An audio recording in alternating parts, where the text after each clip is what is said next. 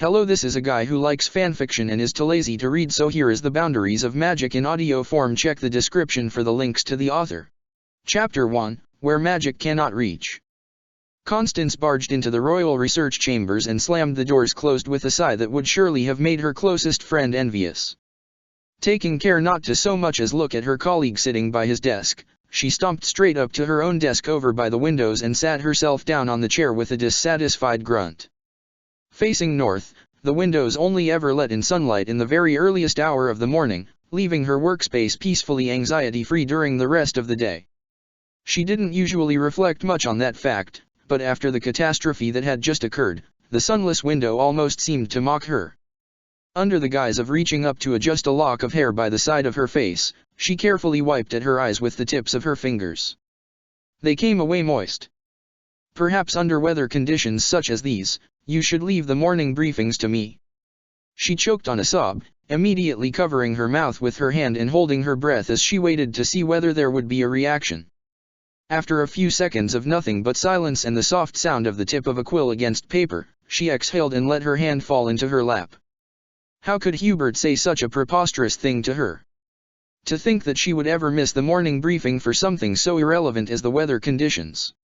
Had he thought for even a moment longer, he would have quickly realized the ridiculousness of that idea. Did he truly consider her so useless in her dejected state that he would even prefer to exclude her from the briefing altogether rather than endure her as such?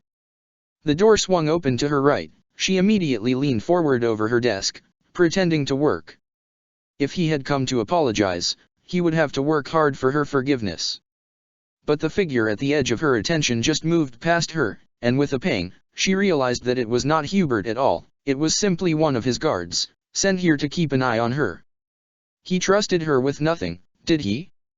Pretending to read the book that lay open on her desk, she buried a hand in her hair as she tried to think, indifferent to the fact that her perfect hairdo was beginning to unravel. What did it matter?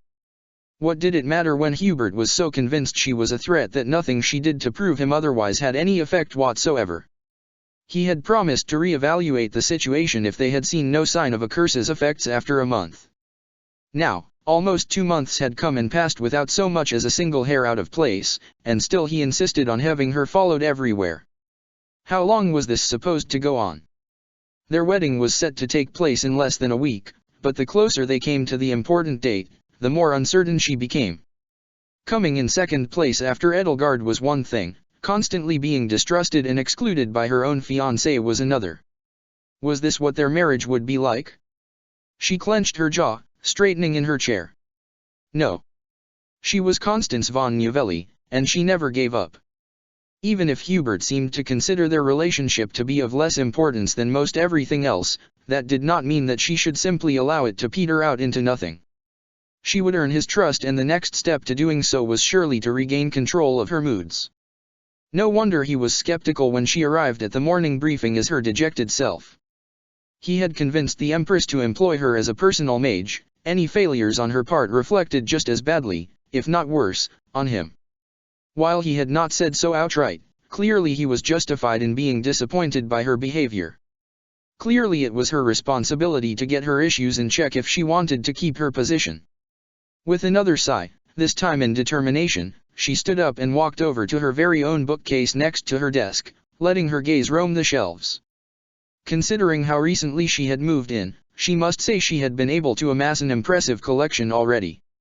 Some of them were ones she had found in the palace library and which she had been allowed to bring to the research chambers, but most of them, she had to confess, were borrowed from the Shadow Library back in Abyss.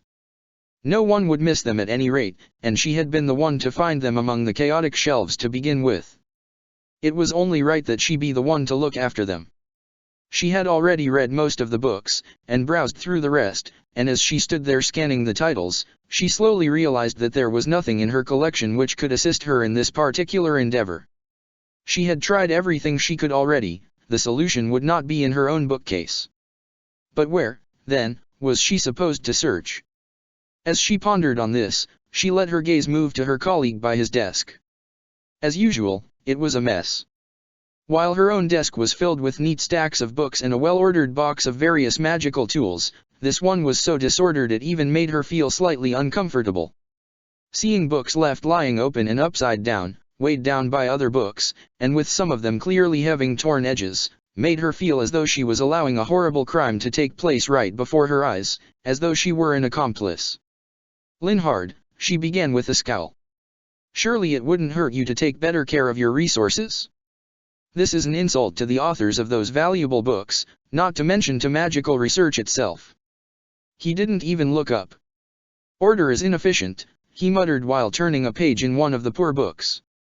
She scoffed in indignation. Inefficient? And how are you supposed to be able to return to a previous source if you have no system, no order? I have a system, he replied. It's just not obvious to you because it doesn't fit your standards. Ugh. You're unbelievable. Did you want anything, or did you come over here just to scold me? Constance took a step closer, trying to catch a glimpse of the contents of the book he was reading. Something about magical items. There was a sketch of a bracelet on one page, and discussions on formulas on the other. But before she could take the text in more deeply, Linhard had closed the book. He turned in his chair to look up at her with weariness in his eyes, raising an eyebrow in a silent question. She crossed her arms over her chest. Whatever he had wanted to conceal, it didn't seem like anything she would be interested in at any rate. I need to lend your ear for a moment. He blinked at her calmly as he considered her request. A theory? Well. No, she began, knowing that a theory would have been the best way to garner his attention. I am not quite so far along in the process just yet. However. She placed a hand by her hip and puffed out her chest.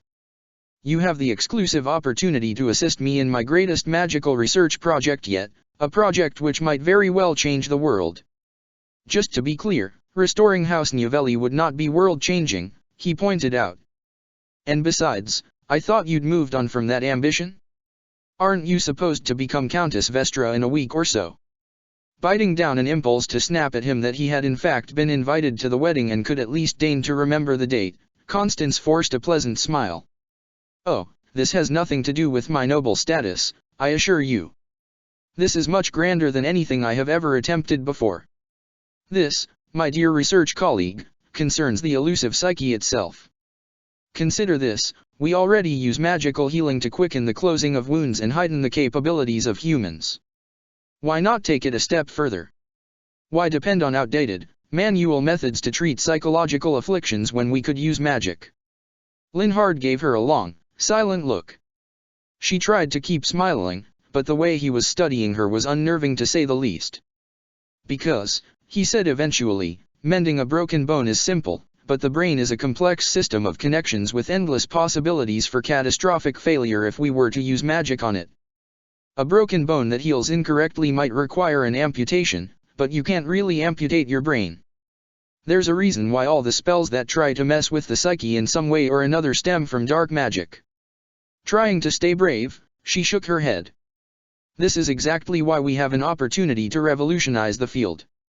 No one believes that it is possible to achieve safely. Except you. Except me, exactly, she exclaimed, relieved that he finally seemed to understand. We cannot allow fear to obstruct the progress of humanity itself. Just imagine, Linhard, imagine what it would mean for the Empire to achieve such a feat. Imagine how many people we could aid with our magic. He sighed deeply. Whatever. Just don't experiment on me.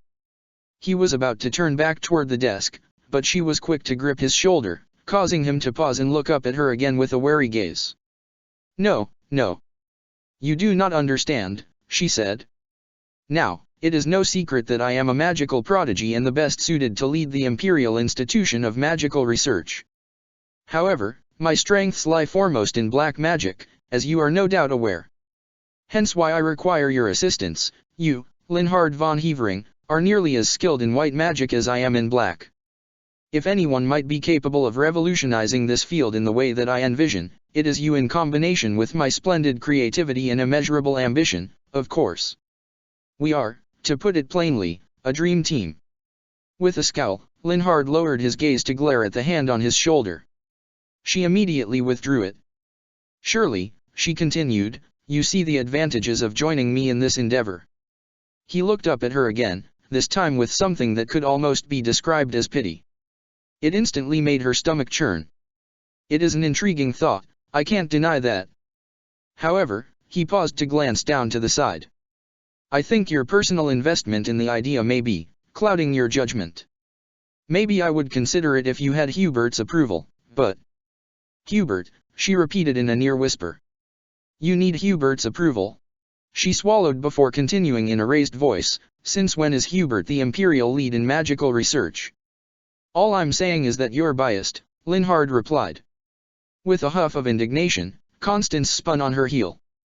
That being said, he continued just as she reached the door, if you're really going ahead with this, I would suggest looking for answers in Morpheus. She paused with her hand on the doorknob. Morpheus. The metropolis of magic, located in the middle of a desert on a large island to the southwest of Fodlan. She and Hubert were planning on going there for their honeymoon. It would be the perfect time to do some research for the purpose of her new aims. To think that the idea had not yet struck her. Yes, she said, her optimism somewhat returned. I shall do just that. If the past month had taught her anything, it was that Hubert was as rare a sight to behold as any mirage. While she was not entirely sure how he spent his days, she was certain that even if he was physically within the palace walls, he was fully occupied with his work as tactician, assassin, and minister of the imperial household. He was so occupied, in fact, that even in the rare cases that she did see him, there was little opportunity to exchange more than a few words with him at a time. The best chances to speak with him were in the early morning, late evenings, or during one of his scheduled briefings with Her Majesty. The latter, of course, was only feasible if Constance's errand was so important that it took priority over such a briefing, which she knew it rarely was in his eyes. Hence why, when night fell, Constance made her way to Hubert's chambers. They shared a wing in the palace, with the doors to her chambers situated just a short distance away from his.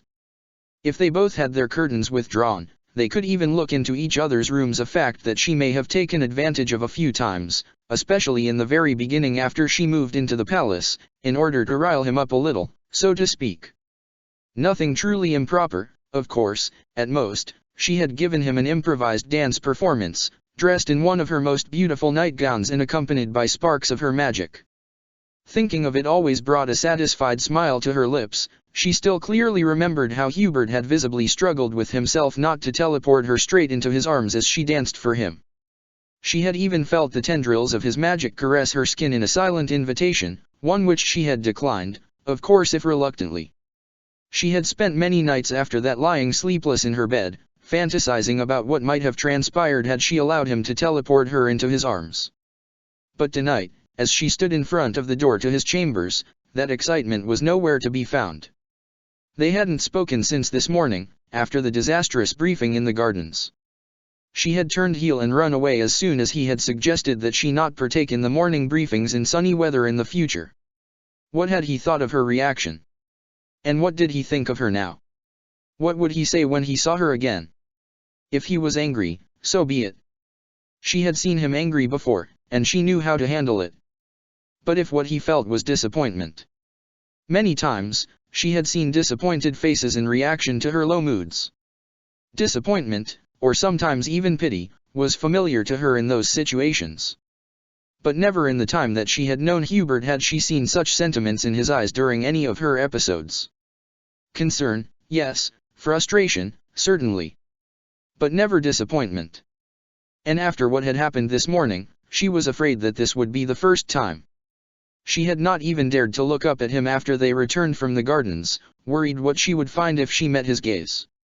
With this palpable fear surging within her, she stood with her fist raised a long while before she finally knocked on his door.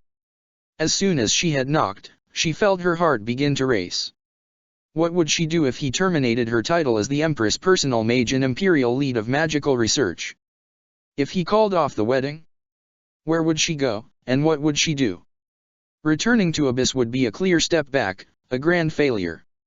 Happy had left to pursue a more fulfilling life together with Sylvain, and even Yuri had apparently left the underground catacombs recently, although for what reason she had yet to learn. Were she to return there, she would be the only one of the Ashen Wolves who hadn't managed to break free from her chains. Taking a deep breath, she silently told herself off for spiraling so quickly. The first step was to talk with Hubert about what had happened. Perhaps he would understand. What was becoming clear, however, was that he was not in his chambers at the moment or that he was choosing to ignore her presence. She had to assume the former, especially considering how late he had sometimes returned in the previous evenings. It was only just after 10 in the evening, and she had seen him return as late as 2:30. Now she had a decision to make: withdraw to her own chambers and try to sleep despite her worries, or stay outside his doors until he returned. It wasn't truly a choice at all. She knew that she would be unable to sleep if she left this unresolved until tomorrow. So with a sigh, she sat herself down on a chair placed against the wall nearby, adjusting her skirt as she tried to ignore the guard that had followed her all the way to her and Hubert's wing. He stood a small distance away in the shadows, and perhaps if she hadn't expected him, she might not even have noticed his presence. She was not exactly interested in exchanging pleasantries with him, and she suspected he felt the same. So instead, she simply leaned her head back and closed her eyes, keeping her ears attentive for any sound of approaching footsteps. Of course, it was unlikely that Hubert would make much sound at all when he arrived. He seemed to fall back on his stealthy movements out of habit even when he was within the palace. A large grandfather clock stood by the opposite wall. She was not entirely sure how many times she consulted it as she waited for Hubert to return, only that time seemed to pass excruciatingly slowly. And eventually, she decided to stop looking altogether. As everything else in the palace, the chair was of high quality, and so comfortable that she soon found herself drifting away. Both her breathing and her thoughts slowed, her muscles relaxing as the relief of sleep blessed her with its graceful presence. The ticking of the grandfather clock faded into the distance, exchanged for a sort of faint humming around her, almost like electricity running through blue veins in the walls, and low, harsh murmurs in an unfamiliar language. Everything was dark at first, but then the very faint, blue-green light appeared at the edge of her attention, and blocking some of that light was a tall figure clad in black, violet, dark red and gold. His hair was so blonde it was almost white, his eyes so dark they could only be called black, two eyes filled with complete blackness, with a black cross drawn straight across one of the eyelids. The figure became more prominent in her vision as he approached her, and she could only stand frozen in place, passively watching as he smiled coldly and leaned in toward her ear. And then, a smooth, almost mocking voice, whispering, "Your brightest future is right here, by my side." In a knee-jerk reaction, Constance shot up and out of her chair at the same time as her eyes flew open. Hands gripped her arms, and in a panicked daze, she channeled her lightning magic and let it burst outward in a shockwave. Her attacker flinched and stumbled back, but before she could gather the power for a stronger spell, he reached forward and gripped her wrists instead, draining her of all of her remaining energy. "Stand down," he commanded, and she had to gasp as she finally came to and realized that her so-called attacker was merely Hubert. She stared up into his face, which sported even more distinct dark circles beneath his eyes than usual. He was studying her as though she was a feral cobra, liable to attack at any moment, as though he was trying to determine whether he should wait for her to speak or make a move before she could regain herself. She swallowed. This weather is dreadfully bland," she said unsteadily, carefully gauging his expression. His grip around her wrists loosened somewhat as he continued to regard her with the same wariness. "As are you." Constance exhaled deeply. The short exchange was her way of confirming that he was who he seemed to be. They had come to the joint conclusion that Elysia's pretending to be Hubert would hardly insult her, and if he did, Hubert had assured her, he would definitely not call her bland of all things, and so this simple little retort at her mentioning the weather had seemed like a fine password for him to confirm his identity. They had used it many times already over the past month, perhaps enough times that it might be time to find a new one, so as to avoid anyone figuring out their secret, but that was a subject for another moment. Apparently having come to the conclusion that she no longer presented a threat, Hubert released her wrists and allowed her power to flow back into her. She immediately locked her hands together and pressed them against her chest in an attempt to calm her beating heart. I saw. Saw what?" he asked warily. She drew in a trembling breath. "Lysias," she whispered. The caution in Hubert's eyes vanished, exchanged for concern as the muscles in his jaw visibly relaxed. He was still studying her face, but this time, he seemed to be searching for an entirely different kind of answer. One hand came up to touch her arm. Did you have the dream again? He asked. A shiver ran through her, although she didn't feel cold. The dream. The dream that had repeated itself more times in the past month than she could count. It had initially made Hubert concerned that Lysias might be manipulating her from afar, and even after having assured himself that the palace was sufficiently protected from such magical aggressions, he had struggled somewhat to accept that it might just be an unfortunate pattern of bad dreams. Yes, she said weakly. The dream. He nodded, stroking her arm almost absent-mindedly before straightening and looking down the hallway to his left. She followed his gaze. The guard had disappeared, supposedly Hubert had ordered him to leave. However, another shape materialized from the shadows instead, a large wolf, padding toward them almost leisurely. As the two of them watched in silence, Crow the wolf sat down a few paces away, studying the two of them with his intelligent canine eyes. She assumed Hubert hadn't brought him along wherever he had gone today, but the wolf had likely gone to search him out the minute he returned to the palace. When Hubert looked at her again, the concern had left his eyes. Now, she found only weariness. It's nearly sunrise, he said. Have you been here all night? Waiting for me? Sunrise. She blinked up at him in shock. How?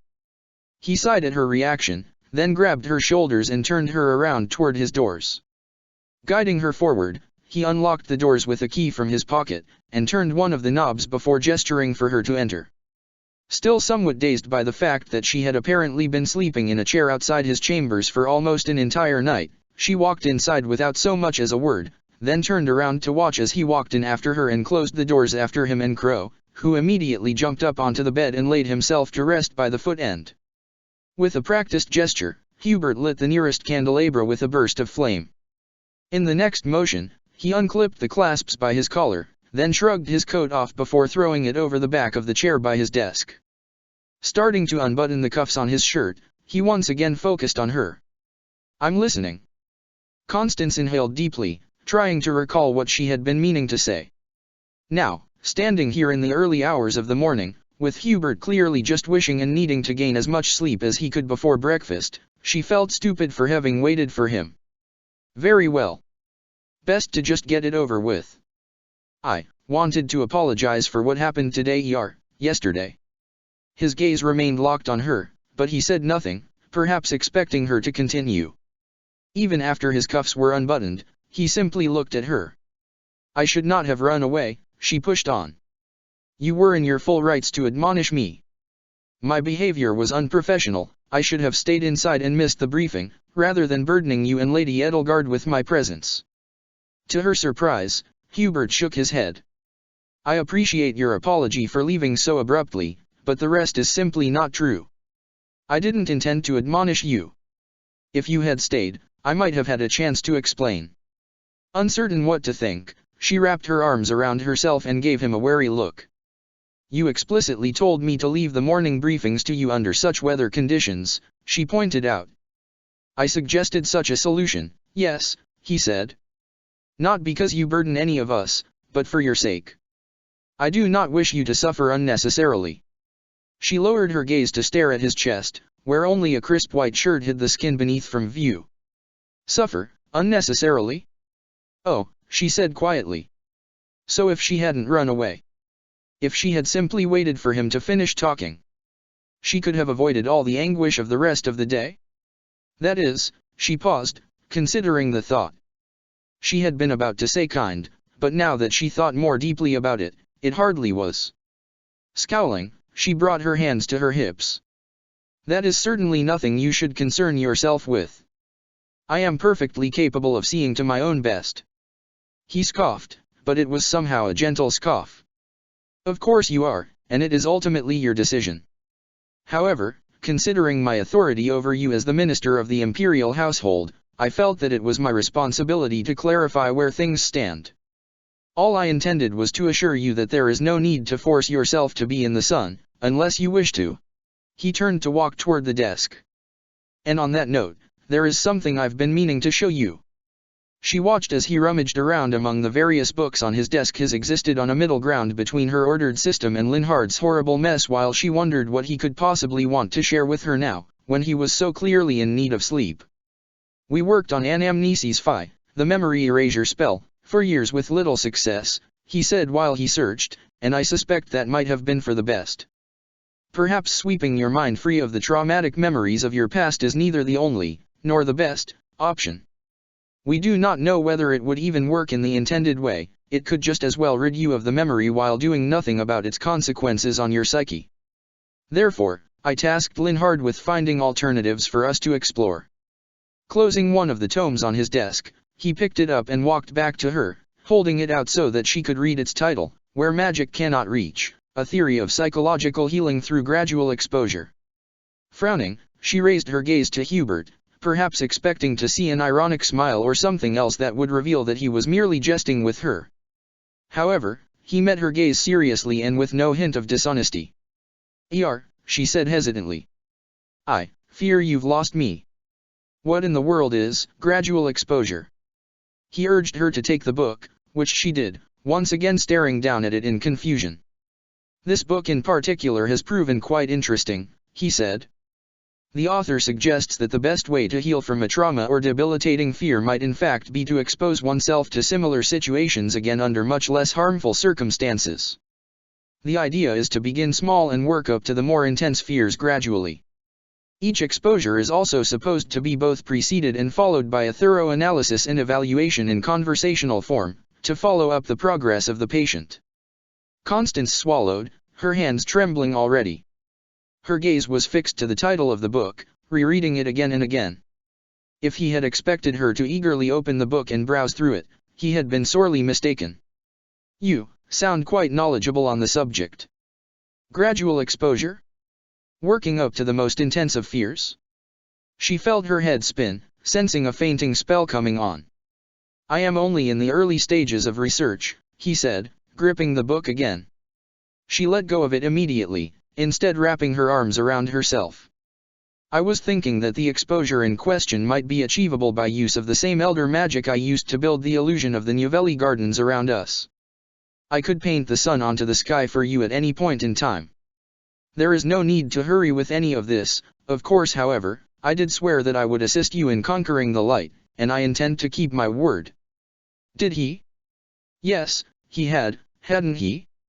It had been part of his proposal, in fact, rule the shadows with me, and I shall help you conquer the light as well. At the time, she had been distracted by other things, let's say, and not taken the time to process what that might mean.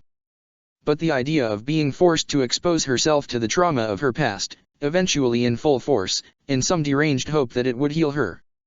Surely it must be more humane to simply remove her memories of the past. And what about her plan to find a magical way to heal herself? Was it even worth sharing with Hubert, or would he strike it down just as Linhard had done? She watched as he turned and walked back with the tome to the desk. As he headed back in her direction, she mustered up the courage to tell him. Hubert, I believe I can find a magical cure for my condition. He stopped abruptly a few paces away, studying her face as she spoke. It was daunting, but she continued nonetheless. I wish to search for new sources when we arrive in Morphais. It seems I have more or less exhausted the resources in Fodlan. And before you argue against it, I already know what you intend to say, that magical healing of the psyche is impossible to perform ethically due to the risks it entails. But if anyone could find a solution, should that person not be me, the greatest magical researcher of all time? Hubert regarded her for a moment, then sighed. It would be hypocritical of me to argue against it due to the risks, he acknowledged, since I was the one who suggested a memory erasure spell to begin with. However, even if you were to theoretically find a way to heal psychological trauma and not simply erase it, it would likely require powerful elder magic, more powerful than anything you or I would be capable of. I am speaking of magic as ancient as to be little more than a stone's throw away from the kind of feats performed by the goddess, back before the birth of elder magic. Then perform the elder ritual on me, she exclaimed, causing him to raise his eyebrows. I am an exceptional mage. You called me incredible after seeing what I could do in Shamhala. Pure Noah blood flows through my veins. If I had access to the Agarthan powers, and if you assisted me with your reserves, and lent me the power of the Noah Creststone in your chest, just imagine what we could achieve. He paused, regarding her warily. You believe you could compare yourself to the goddess? She made a dismissive hand wave. Oh, not necessarily. But do you not agree that if you performed the ritual on me, I could quite literally become the most powerful mage that ever existed? Hubert looked at her in silence. His expression was impossible to interpret, almost as though he was intentionally keeping his face blank, which, of course, was completely plausible. Most of the time, Hubert seemed to be in perfect control of his face. After a moment of this unreadable silence, he shook his head.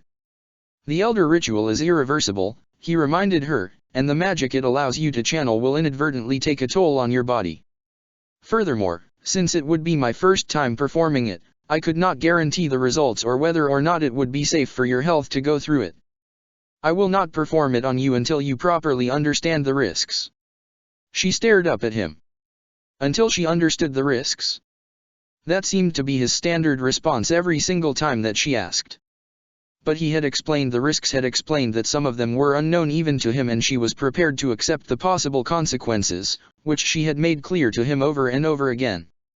She was prepared to take some chances in order to rid herself of her affliction. But still, he insisted on blaming the risks. Let us discuss this another time, Constance, he continued, starting to turn toward the bed. I do not mean to be rude, but I sorely need a rest. So Thales was correct. Hubert's movements stopped abruptly. Slowly, he turned to face her, eyes hard and cold as the darkest of shadows as he towered above her. What? Chapter 2, Displays of Trust. What? The one word was a dagger, flung at her with the very utmost precision and care, every single one of the 4 letters meticulously sharpened. Hubert's meaning was clear despite the choice of word, there was no confusion in his voice, only the most explicit of warnings as far as implicit ones went. Perhaps he wanted to intimidate her into submission, but she would not falter. Instead, she puffed out her chest and looked down upon him from her raised chin. Thales, she repeated, noting the way that Hubert's jaw clenched at hearing the name again. He told me you were afraid that I would surpass you if you performed the Elder Ritual on me. It seems he was correct. He took a slow but steady step closer, gaze nailed to hers. I do not take kindly to such blatant attempts to manipulate me, he said darkly, enunciating each word slowly and clearly. Nor is my self-respect fragile enough that I feel the need to disprove anything uttered by that pathetic maggot. But you seem eager enough to believe him, why don't you find Thales and ask if he can create a relic for you? Offer the Noah Crest Stone to him while you're at it. His jibe struck her like a bolt from the blue.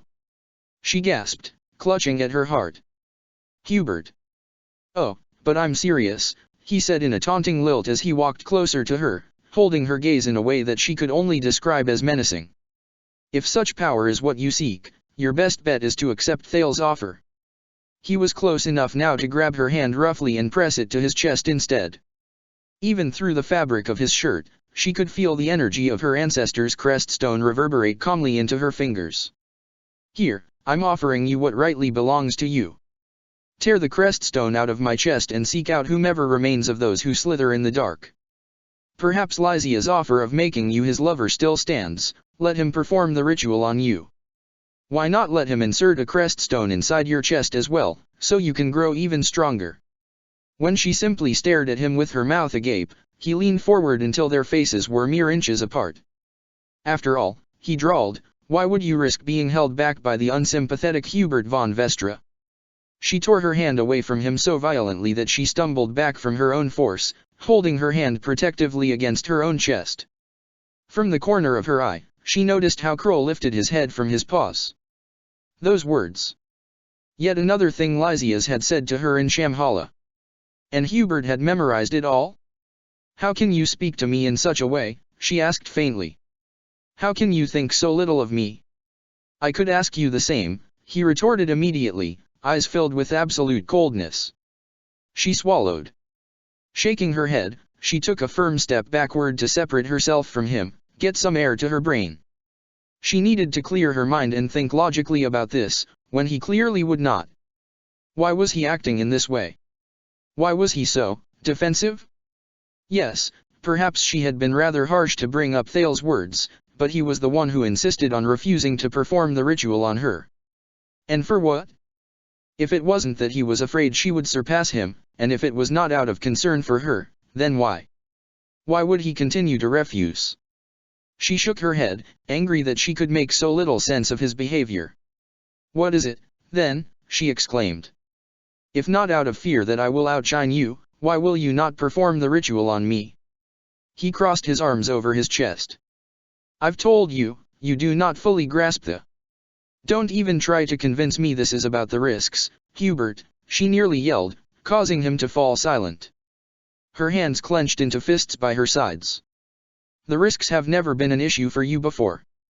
They weren't when you decided to tutor me, they weren't when you challenged me to a duel on the night of the ball, they weren't when you neglected to tell me about Lord Arundel's true identity. Even when I came for you in Shamhala, my safety was never on your mind. Your concern lies with Lady Edelgard, not with me." She paused to draw for air, but when he opened his mouth no doubt to argue, she quickly continued with her verbal assault. "And for good reason. I can take care of myself, I have done so for a long time. I am the last scion of Novelli, a master sorceress. I do not need your protection, Hubert. I never have, and I never will. Not for this ritual and not for anything else. So allow me to remind you of what you said to me after the war had ended," she said, pausing to give him a long look for emphasis. He had his gaze intensely focused on her, taking every word in without flinching. "Allow me to remind you that you swore to be more generous with the truth in the future. You swore not to make the same mistake again, not to keep me in the dark unnecessarily. A single month has passed. Will you already be breaking your promise? If that is the case, I fear that does not bode well for our wedding vows. So what is it? Is it that you still do not trust me, even after all I have done to earn your trust?" When she was finished with her outburst, she had to take a moment to get her breathing back under control. She had barely paused for air. And while she panted for breath, she watched Hubert's facial expression undergo an unexpected transformation.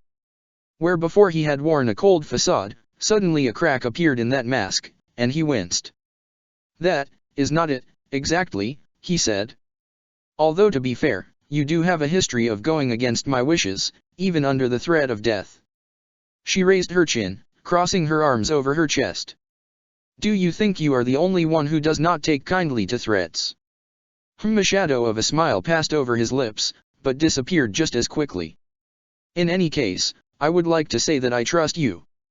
You may not always do as I say, but you've more than proven your loyalty to Lady Edelgard's cause, and, to me." Here he trailed off and looked away, falling silent as if in deep thought, until she gently cleared her throat to remind him she was still waiting for an explanation.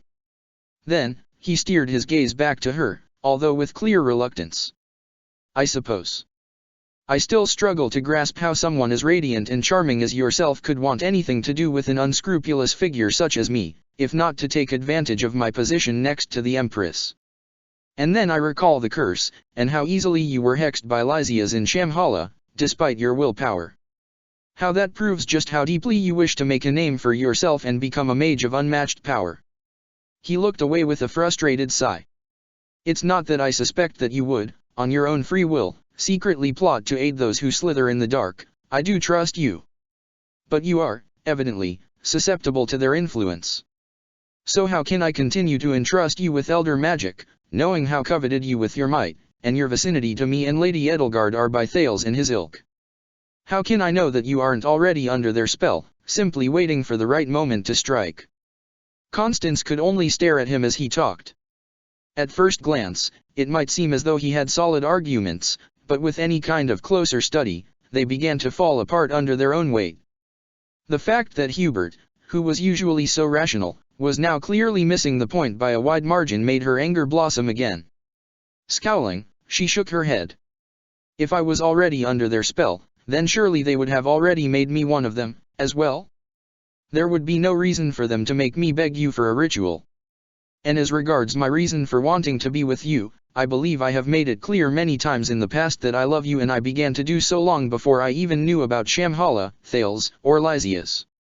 I loved you as Crow and I love you as Hubert, all of you." Hubert looked frustratingly unconvinced still. He clearly chose to disregard her declaration of love entirely. "Even so," he said as he gazed back at her, there is still the matter of the curse about which we know no more today than we did after Shambhala. She sighed deeply. This again. Yes, I know you are weary of my insistence on the curse, he said. Even I am beginning to waver in my previous certainty of its existence, believe it or not. In the very least, I recognize that I cannot in good conscience continue to have you followed everywhere and restrict your movements like this when we have seen no sign of Lysia's influence or other dubious effects in so long. She let out an exasperated, yet simultaneously relieved, breath. Finally. You shall call off your guards and spies, then. Hubert looked toward the door with a defeated sigh. Yes. First thing tomorrow.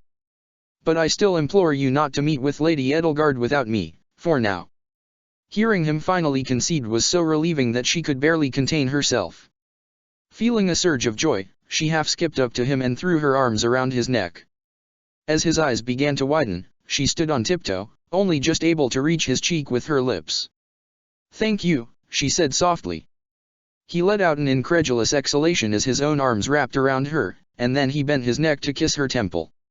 Forgive me, he said quietly near her ear, causing her to shiver, for being so quick to accuse you earlier. I shall reconsider your request regarding the ritual, as well. With a pleased smile, she shifted closer until she was practically pressed flat against him. She heard him draw for air so quietly it was barely audible, but he did not step away. Instead, one of his hands moved up to cup her neck while the other wrapped more tightly around her waist. She closed her eyes, humming contentedly. He smelled of the same shaving water that he always did, a familiar scent at this point, as well as a trace of forest. While she could hear no heartbeats when she leaned the side of her head against his chest, she felt his breaths tremble through his body.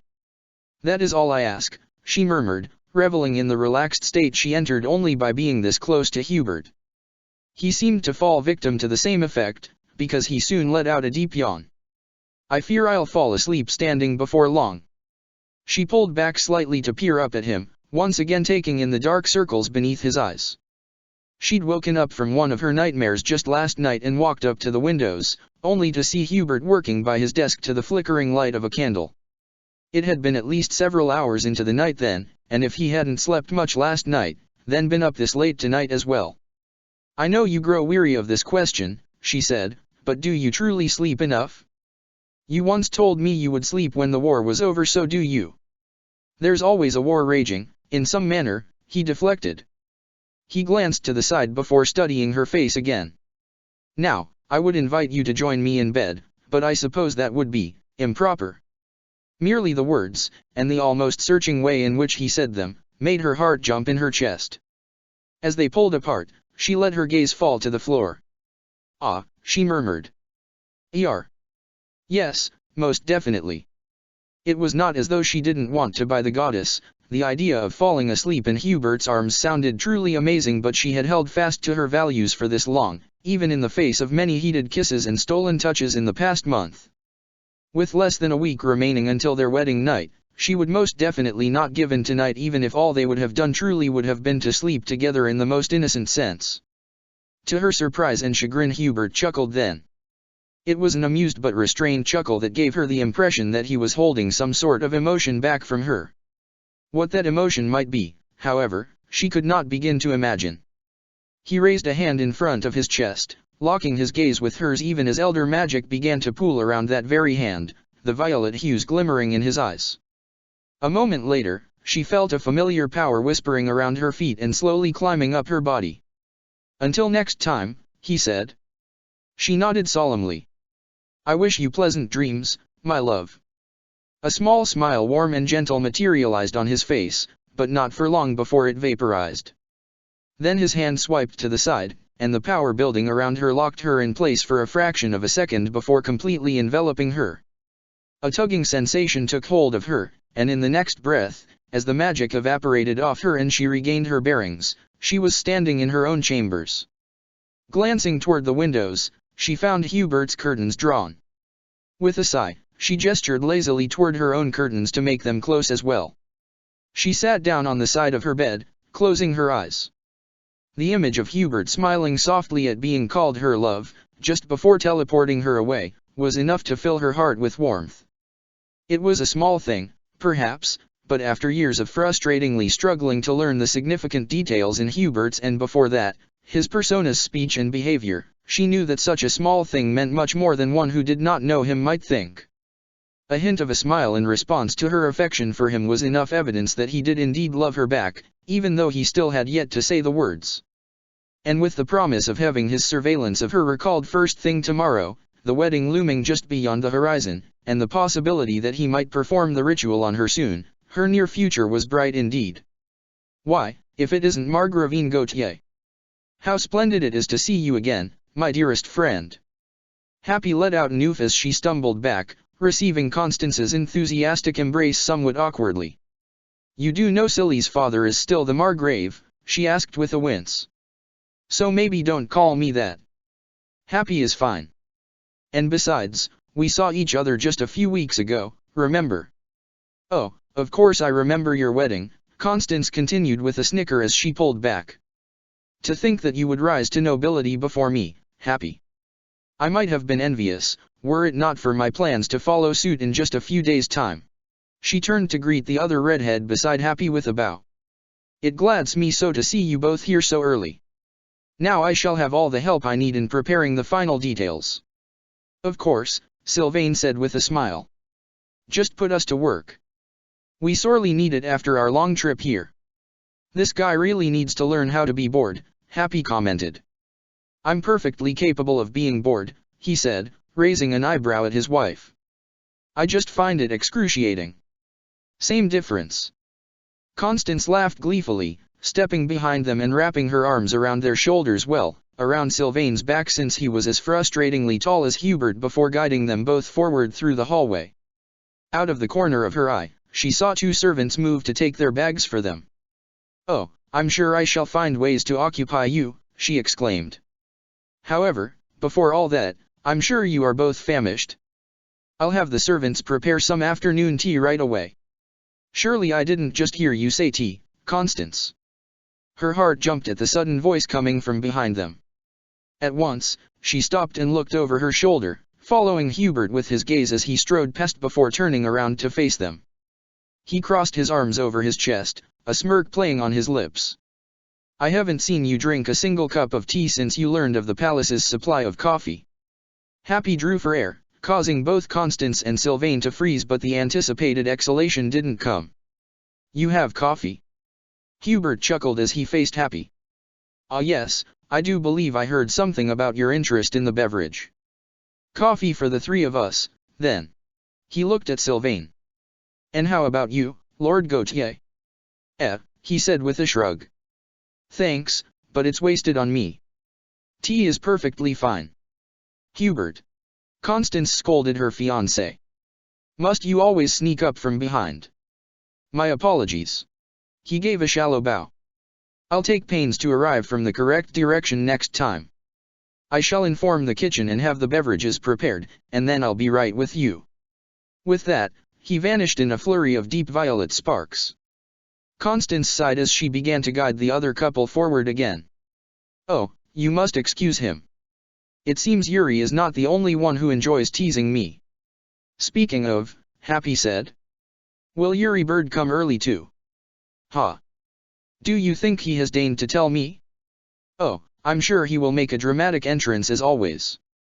I did invite him to the rehearsal dinner, but truthfully, I half expect him to show up during the vows, and only to make his objections. Since the sky was filled with clouds, Constance decided that their afternoon tea coffee for most of them would be consumed in the gardens. She led them to her favorite table, around one nearby a row of bushes and a small murmuring pond, and after the couple had seated themselves, she sat down as well with a pleased sigh. Now, she said, you simply must tell me everything about your honeymoon. 6 years ago, she would never have believed it if someone had said that future her would be sitting here, in the gardens of the Imperial Palace, discussing magical research with Sylvain Gautier while Happy and her fiancé Hubert von Vestra conversed about various ways to prepare coffee over by the next table. Well, perhaps she would have believed the part about the palace, since she had always known that she would achieve great things. But the people she was with, and the subjects discussed? Vexing, to say the least. I'm not trying to shoot you down or anything, Sylvain said as he studied the quick notes she had made in her notebook, but this seems fairly risky. Oh, spare me the lecture, she said with an eye roll. 'Tis common knowledge that no one has achieved meaningful results in this field before, but that does not mean that I cannot be the first. You do know with whom you are speaking, correct? He leaned back in his chair with an easy smile. Oh, I know. But even still, what makes you think you can do something that no other mage in history has been able to do before you? Trust me, I want to believe you. It would be incredibly useful if we had a way to heal people's psyches with magic, especially after all the horrors of the war, and that's exactly why I want you to have a foolproof plan. She raised her cup, her third so far, letting the coffee swirl within as she pondered his question. He raised a good and fair point, and much more eloquently than Linhard had done, which meant that he was worthy of a response of matching quality. I cannot reveal my most vital secrets, you understand, she began. However, as you likely know already, there are plenty of elder spells which take the human mind as their target. These are both precise and highly effective, though they often come with risks. Now, as I've told you countless times before, elder magic stems from the same original source as faith magic, which is regarded as a reliable method for healing physical wounds and quicken the pace of the body's own defensive mechanisms. Since the two magical systems are so alike in their foundation, I am certain there are ways to combine the two, or, at the very least, take inspiration from faith magic to create more reliable elder spells. Since elder magic is still widely regarded with suspicion and distrust from those versed in other magic fields, I believe no one before me has considered this approach, and therefore, no one as of yet has managed to achieve anything kin to the results I strive for. Sylvain looked at her thoughtfully, the fingers on his right hand absently drumming against his teacup. What about you? Have you succeeded in something like that before? Combining two magical systems, I mean. She glanced in Hubert's direction. It seemed he was currently describing the various effects that different approaches to the grinding of coffee beans could have on the final product. Happy was deeply engrossed, which was a rare sight with her. I've made attempts, Constance said. Not with this particular kind of spell, however, and not with these systems. I've attempted to combine elder magic with black magic before, but I should have known that would be nigh impossible. Those two are too dissimilar. Hence why elder magic and faith magic will be a more plausible approach. He said, but you haven't tried that. Not yet, she admitted with a sigh. I would have wished to receive aid from Linhard in this regard, but I'm afraid he is not motivated enough at present. Sylvain considered this with a thoughtful hum. Well, if you see any results after making a few attempts, let me know. I'd be willing to help in any way I can, be it with resources for your research, or as someone to bounce ideas off of. Maybe I could even try my charm on Linhard, he added with a wink. She straightened in her chair. Truly? You would assist me in my research? Yeah. Like I said, if you succeeded with this, it would be revolutionary for the medical field. Did I say something wrong?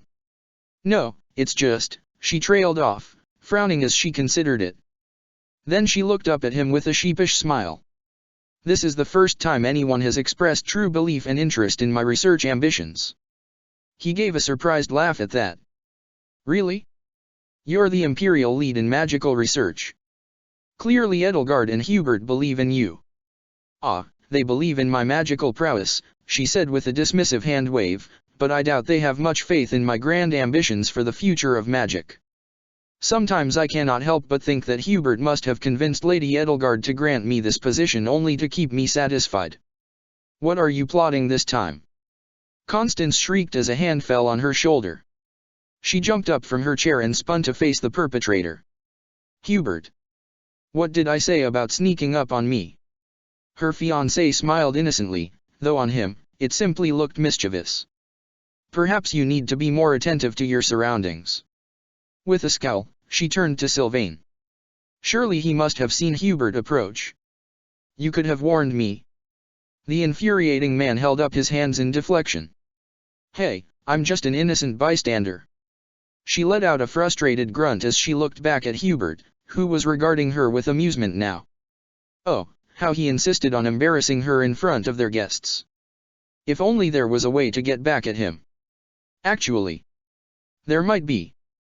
Before she could second-guess herself, she grabbed hold of Hubert's collar, only just noticing how his eyes widened in the fraction of a second before she tugged him down into a kiss. A choked sound came from Happy's direction at the same time as Sylvain let out a low whistle. Hubert, on the other hand, was frozen in place. This was the first time they showed affection in public. Well, if Sylvain and Happy counted as public, and she supposed forcing such a display on Hubert was a tad bit cruel, knowing how private of a person he was. But at least it gave her a sense of satisfying control to be able to shut him down so easily after he had done his utmost to embarrass her. To his credit, however, he did not instantly push her away. She had expected him to, perhaps even to teleport away the moment he realized her intentions. But no, he stood still, locked in place against her lips. And then, the most incredible thing happened.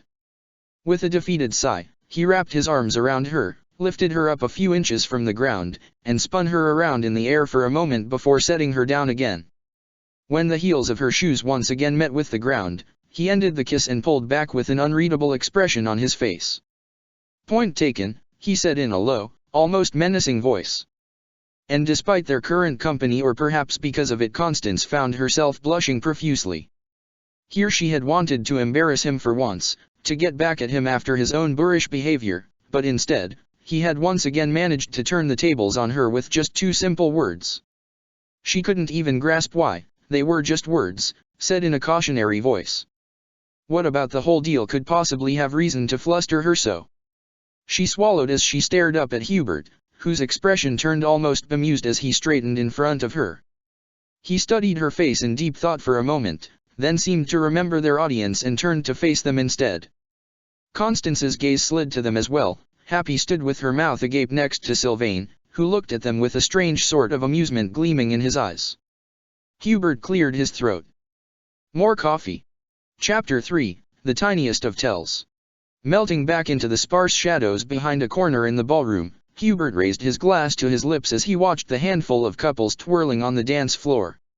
His gaze remained on Lady Edelgard for a few seconds, taking in her carefree smile as Byleth spun her around, before moving on toward another bright and colorful figure a few couples away. Constance von Novelli, soon to be von Vestra, was eagerly and intensely discussing something with her dance partner, one Ferdinand von Aegir. No doubt they had some unimportant debate or other about the lifestyle of a noble, a debate Hubert would rather steer clear of.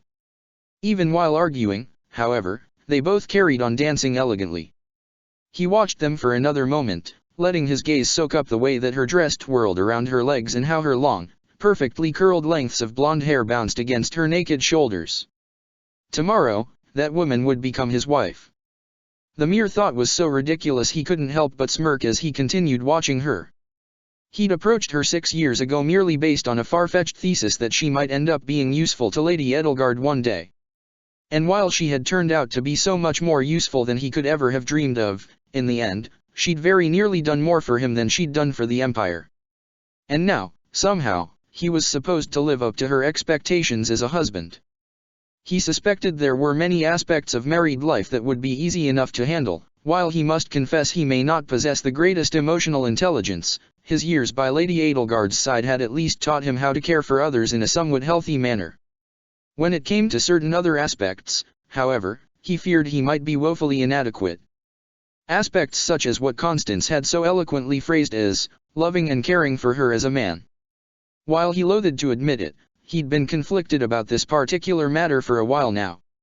On one hand, he supposed he should have faith that Constance would still appreciate him whether or not he lived up to her expectations which, if her extremely ambitious personality was anything to go by, would most likely be impossible to fulfill either way. But on the other hand, he could scarcely bear the thought of disappointing her in this regard. Constance had a certain fondness for the dramatic. He had learned over the years. He had to assume she had already built up an idea in her mind of how their wedding night would play out. And considering his suspicions regarding her previous experiences with other men, most prominently, Yuri, if the trickster's insinuations from a while back were anything to go by, causing her disappointment was not an issue to take lightly. So then, he could see 3 alternatives to choose between. He could bluff his way through their first nights together, which was a wager he preferred to avoid. He could be completely open and sincere with her about his inexperience, which might cause her the dreaded disappointment. And this was simultaneously the most feasible alternative and the alternative he feared the most. He could request aid from a more experienced third party.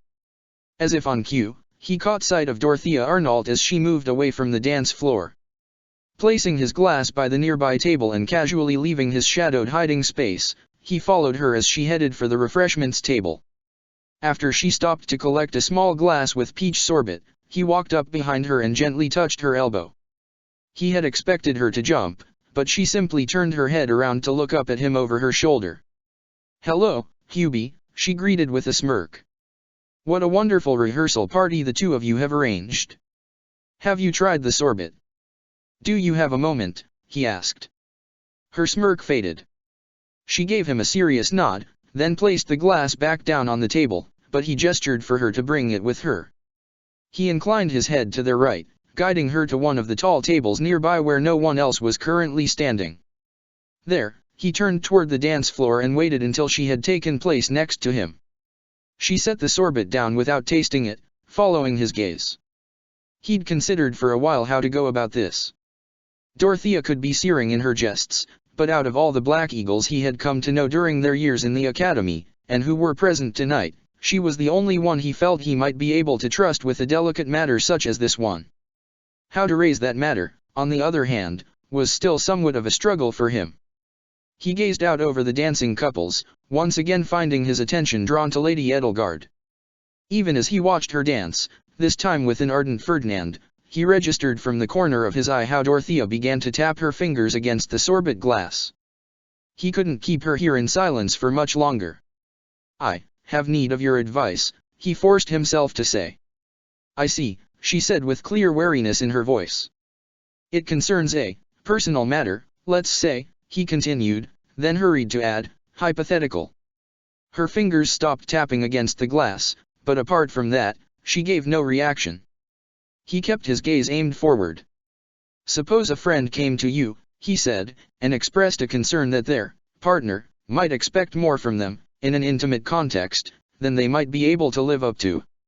When he paused, Dorothea nodded slowly. Go on." "Well," he said slowly, "what might you tell them?" For a long moment, Dorothea said nothing. And for an equally long moment, Hubert refused to so much as glance at her. But then she made a strange, choked sound, and he turned his head before he could even make a conscious decision. Her eyes were gleaming with restrained amusement, but her mouth wasn't quite so controlled. Quiet chuckles were forcing their way out between her lips. As their gazes met, she slapped a hand over her mouth and looked up at him in what he assumed was supposed to seem like innocence. He raised an eyebrow. "Oh, sorry Hubie," she exploded out.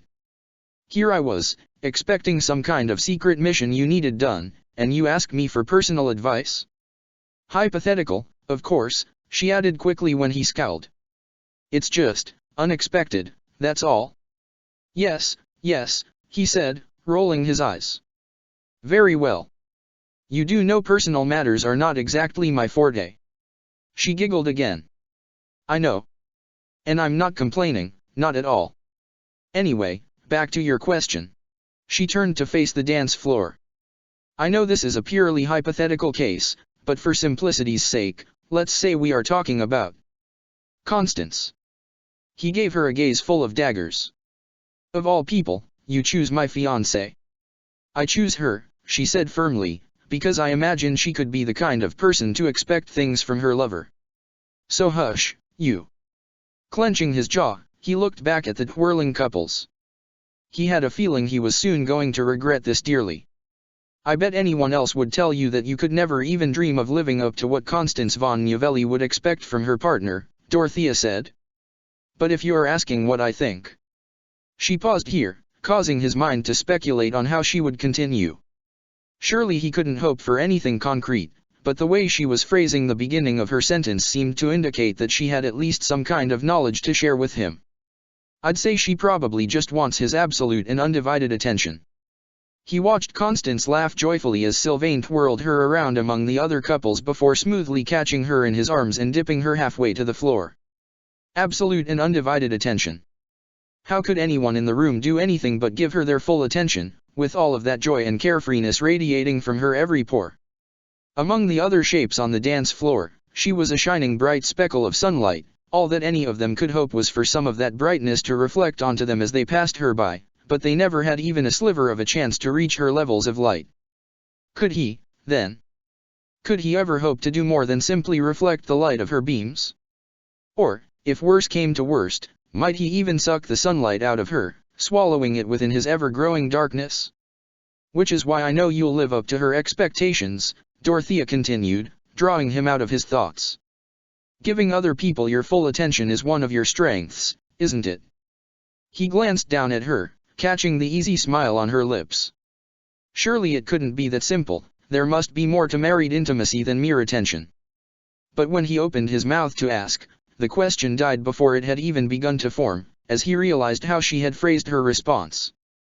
Completely against his best interests, he felt his neck begin to warm. Dorothea winked up at him. Oh, come on, let's stop pretending. There's no shame in asking for advice, Hubie. And especially not in such a delicate area of life.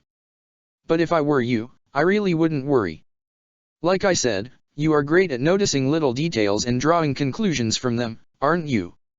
Momentarily pushing his discomfort aside, Hubert crossed his arms over his chest. And how exactly, he said quietly, just loudly enough that she would be able to discern it, would that be to my advantage here? Her smile widened, and then she let out a long and exaggerated sigh that could put even Constance to shame. Then again, he supposed Dorothea had a knack for the dramatic as well.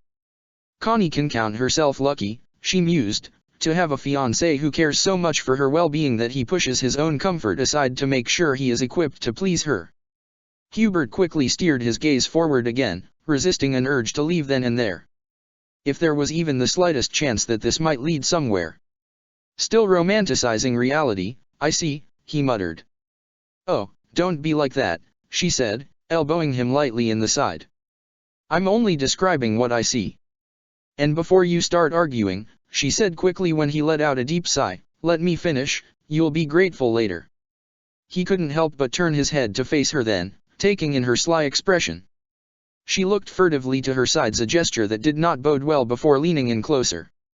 Let me tell you the worst-kept secret of all women who have ever been disappointed by the lackluster attentions of a man, she said, fixing him with her gaze intently. Bravado and strength will get you nowhere. What we want is someone truly attentive, who picks up on our signals whether they be conscious or subconscious and isn't afraid to ask what it is that makes us burn the hottest.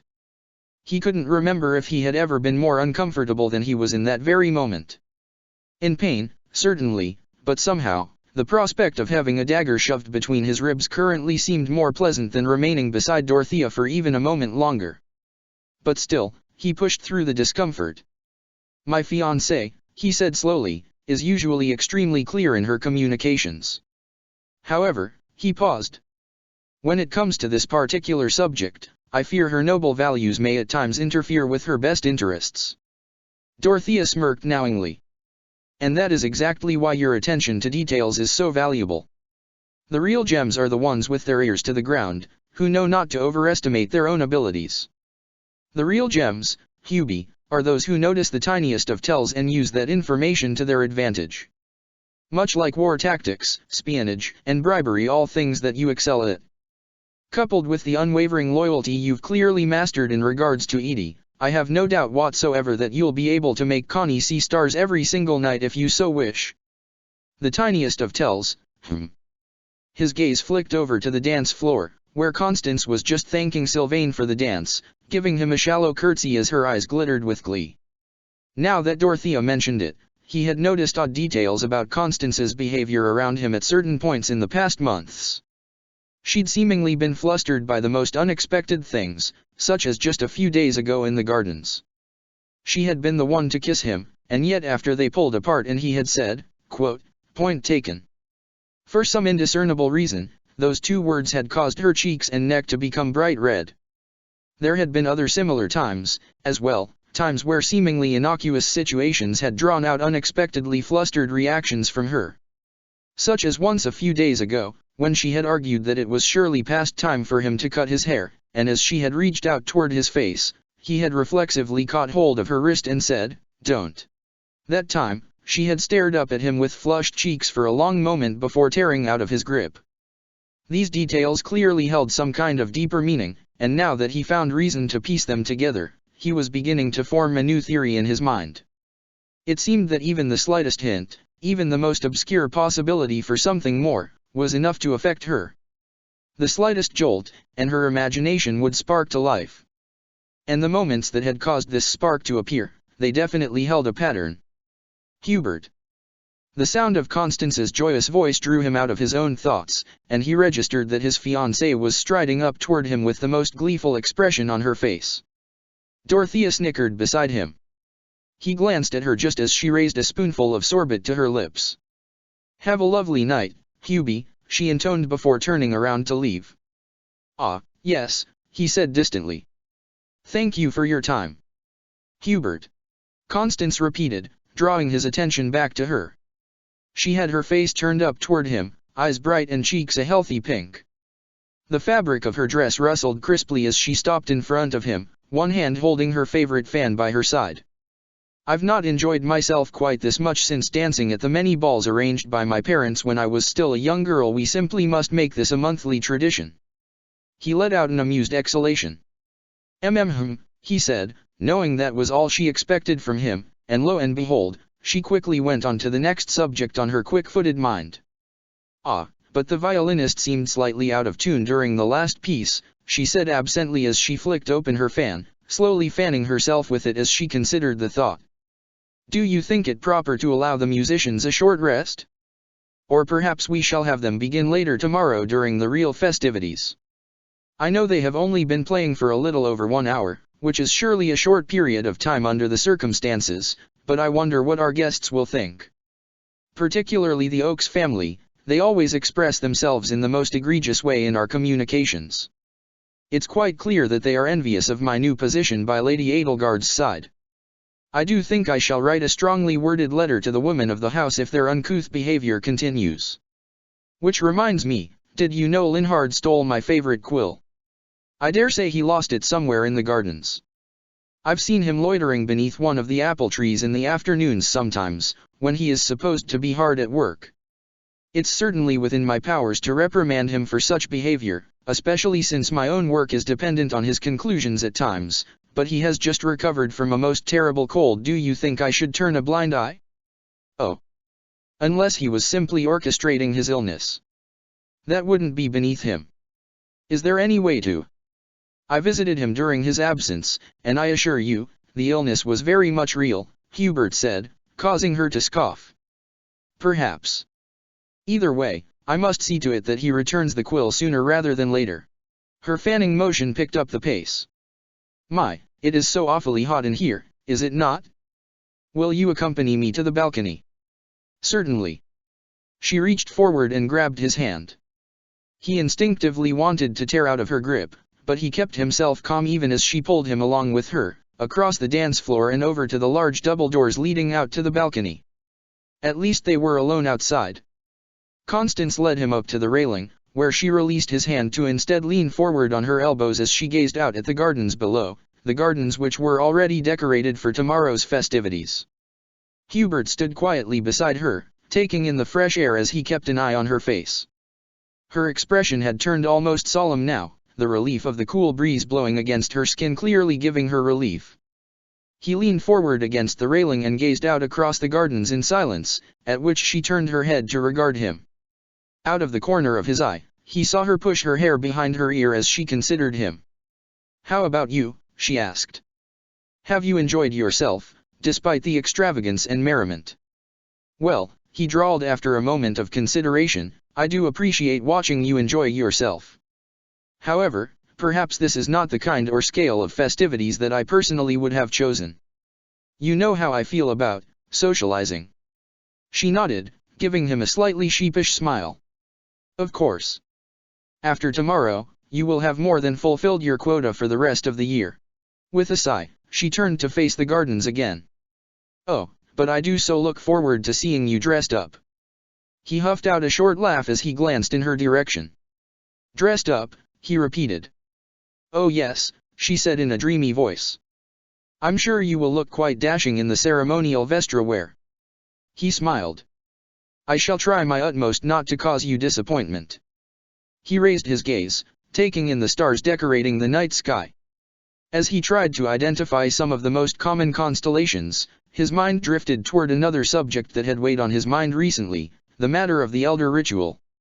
It was something Constance had been yearning for since early on in their acquaintance, and while she had only just started to request in earnest that he perform it on her, he knew that he could not refuse her forever. To be sure, there were many legitimate reasons why he shouldn't perform the ritual on her. For one, he had never performed it before, and this inexperience might affect the end result. His only interaction with the ritual had been through books that, while going through the steps of the ritual itself, could hardly be trusted beyond any doubt. In truth, the ritual may very well have entirely different effects than the ones sworn by the books. Was he comfortable with performing this experiment on Constance? No. Not to mention that he had no idea how the ritual might interact with the curse, which they still knew nothing about. He'd been honest with her when he'd told her that he was concerned about how susceptible she had been to the influence of Lysias. Considering how strong her willpower was, the fact that Lysias had nevertheless been able to hex her into obedience if only for a moment told him better than any other source that deep down, she wanted what they could give her. She wanted their power, she wanted to be more powerful than any other mage had ever been. And he knew that Thales could grant this wish. Knowing that, should he really trust her with more power than she already had? But then, what Constance had said to him a few nights back rang true as well. If those who slither in the dark managed to dig their claws into her, whether or not he had performed the ritual on her would be irrelevant. If they won her over, then they could perform the full ritual on her, and she would become more powerful regardless. It wasn't about her power level, then, it was more about the curse itself, and how it might interact with the ritual. But here, then, was where the crux lay. He had no evidence that the two would interact at all. In fact, apart from what he had seen with his own two eyes in Shambhala, he had no evidence of the curse at all. Furthermore, he had promised a long time ago that he would perform the ritual on her when she was ready, which she clearly was. She wanted the power to be able to find a way to heal her own trauma, and regardless of whether or not he agreed with her methods, it should not be up to him to decide whether she should even have the chance to make an attempt. I can take care of myself, I have done so for a long time. Those were some of the words she had shouted at him when he tried to argue against performing the ritual on her because of the risks. He had to agree that she was strong and independent enough to take care of herself. And if it came down to Constance's safety, he supposed she should be the one to make that decision, not him. He glanced at her where she stood beside him. She had remained silent, her face calm. She, too, had turned her gaze up toward the sky. "Do you still wish for me to perform the ritual on you?" he asked quietly. At that, she turned to look at him. There was suspicion in her eyes. "I have not changed my mind in that regard, I assure you." He nodded. "In that case, I will do it."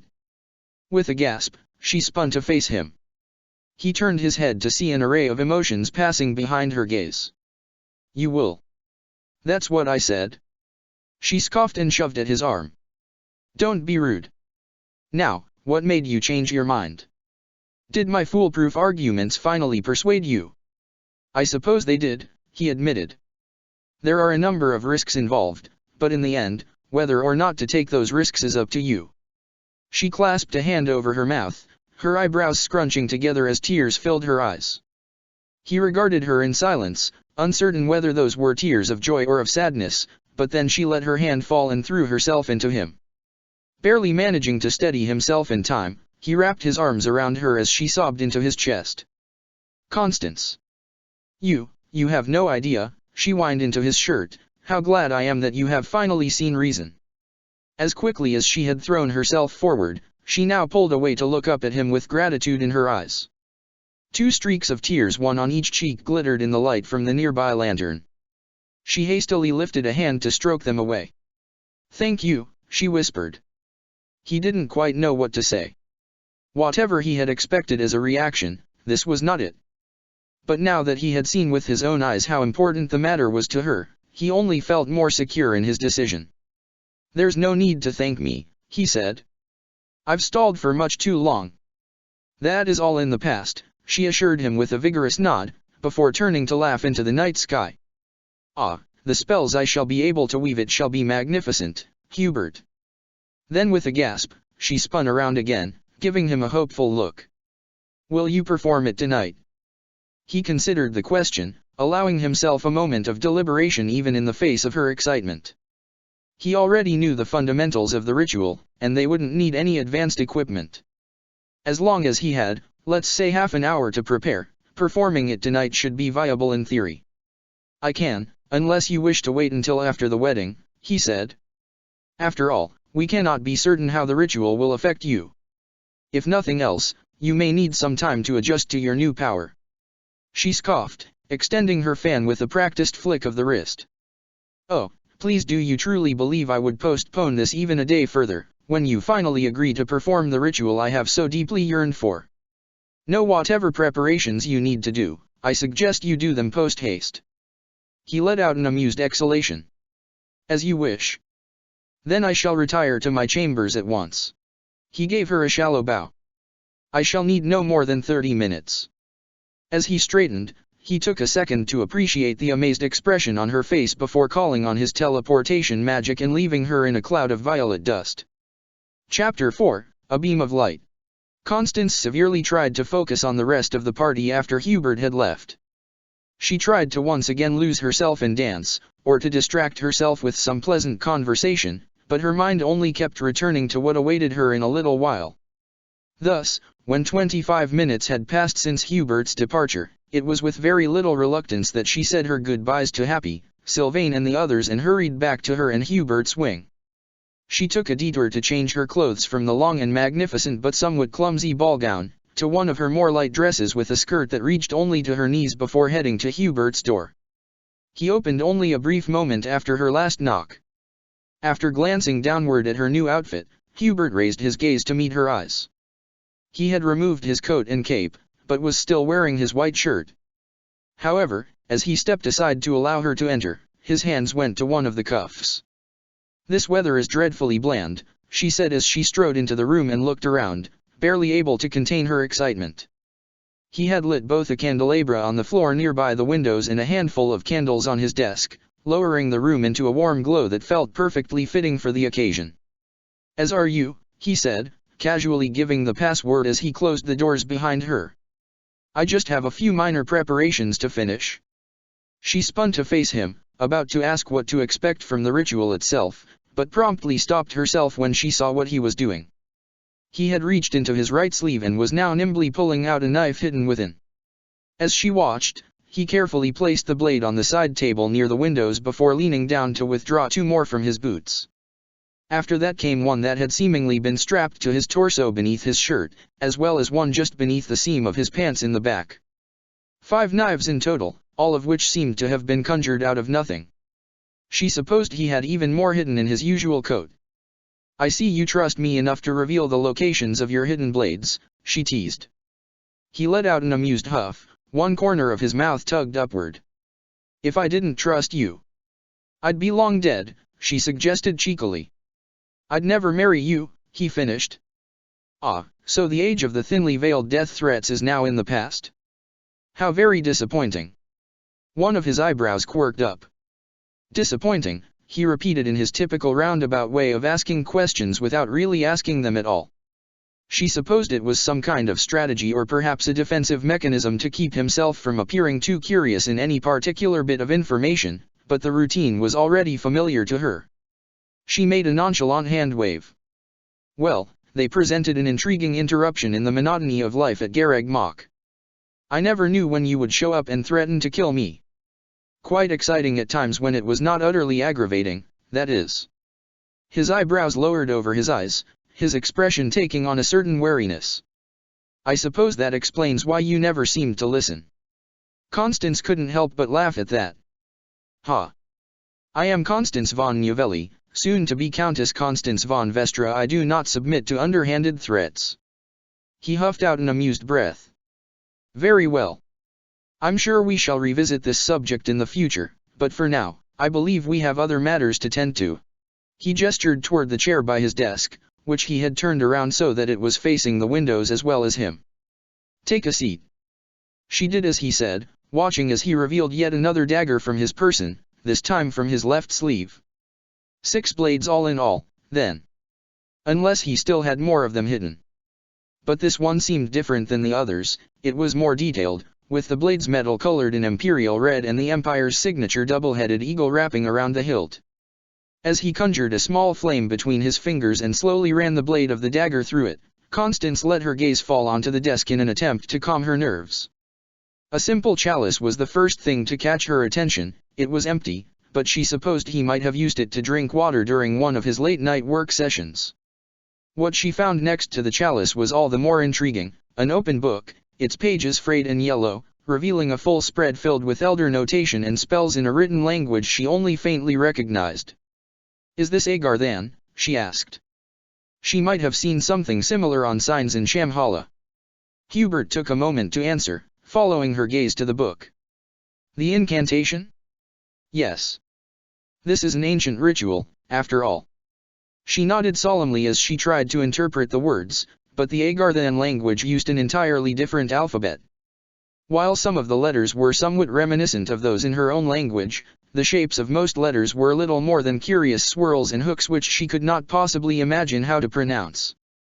She may have studied the notation of Anamnesis Phi closely, but while that had been an old kind of magic, the words had at least been translated into Fodlanes. Did Hubert know Agarthan? She supposed she would find out sooner rather than later. She returned her gaze to Hubert just as the flame died down between his fingers. He carefully removed his gloves and placed them on the desk. Constance took in the discreetly gleaming blackness on his hands in silent reverence, wondering whether her own fingers would begin to blacken after the ritual.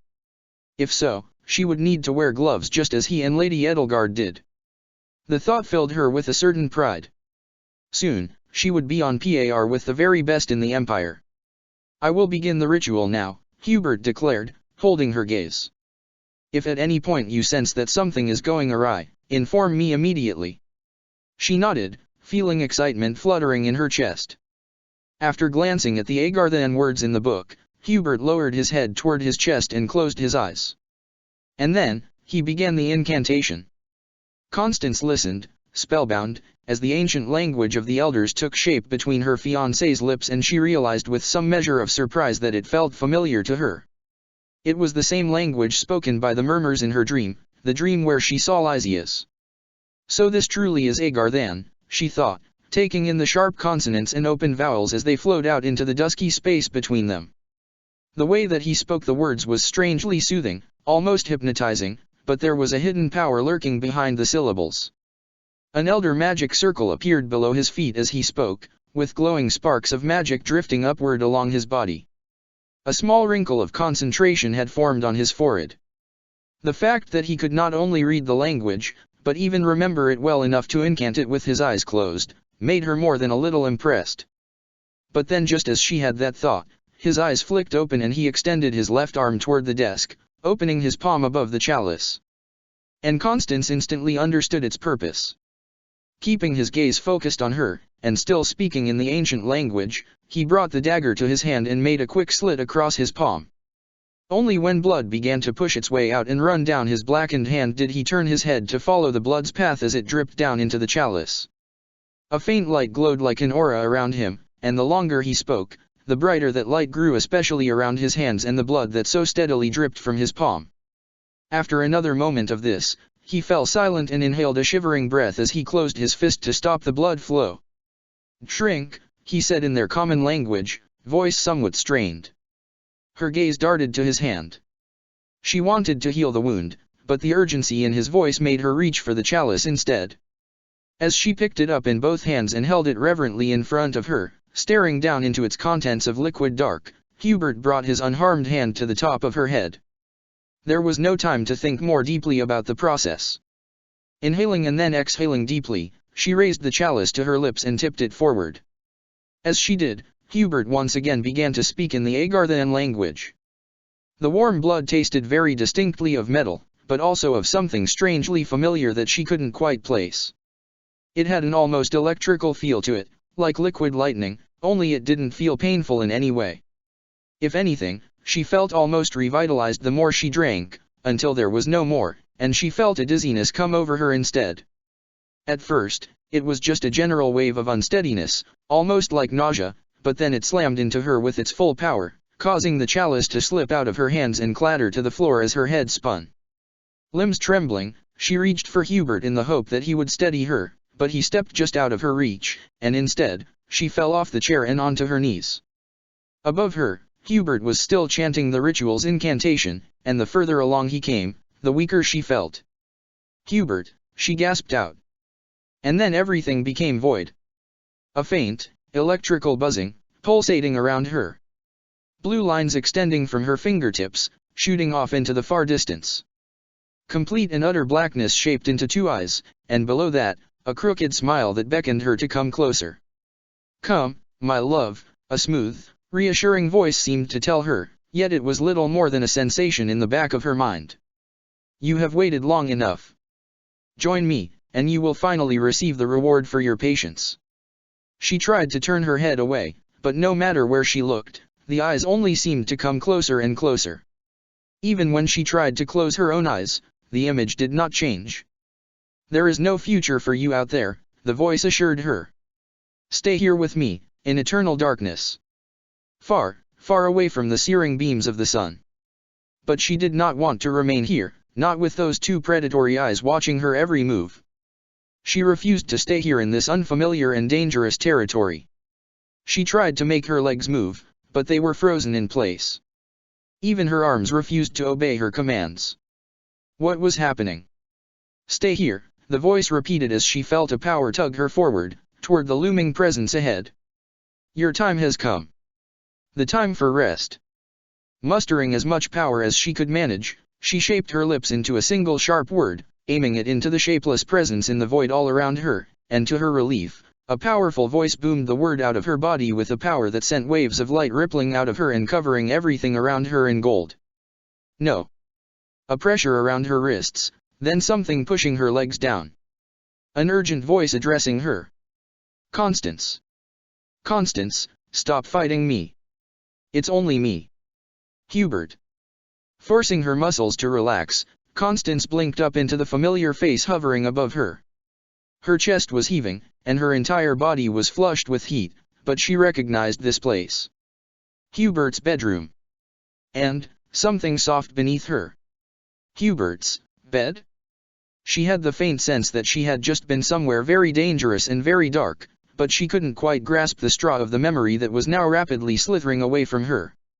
Seemingly reassured that she wouldn't start struggling against him again, he released her wrists, removed the pressure against her legs and sat back straight beside her.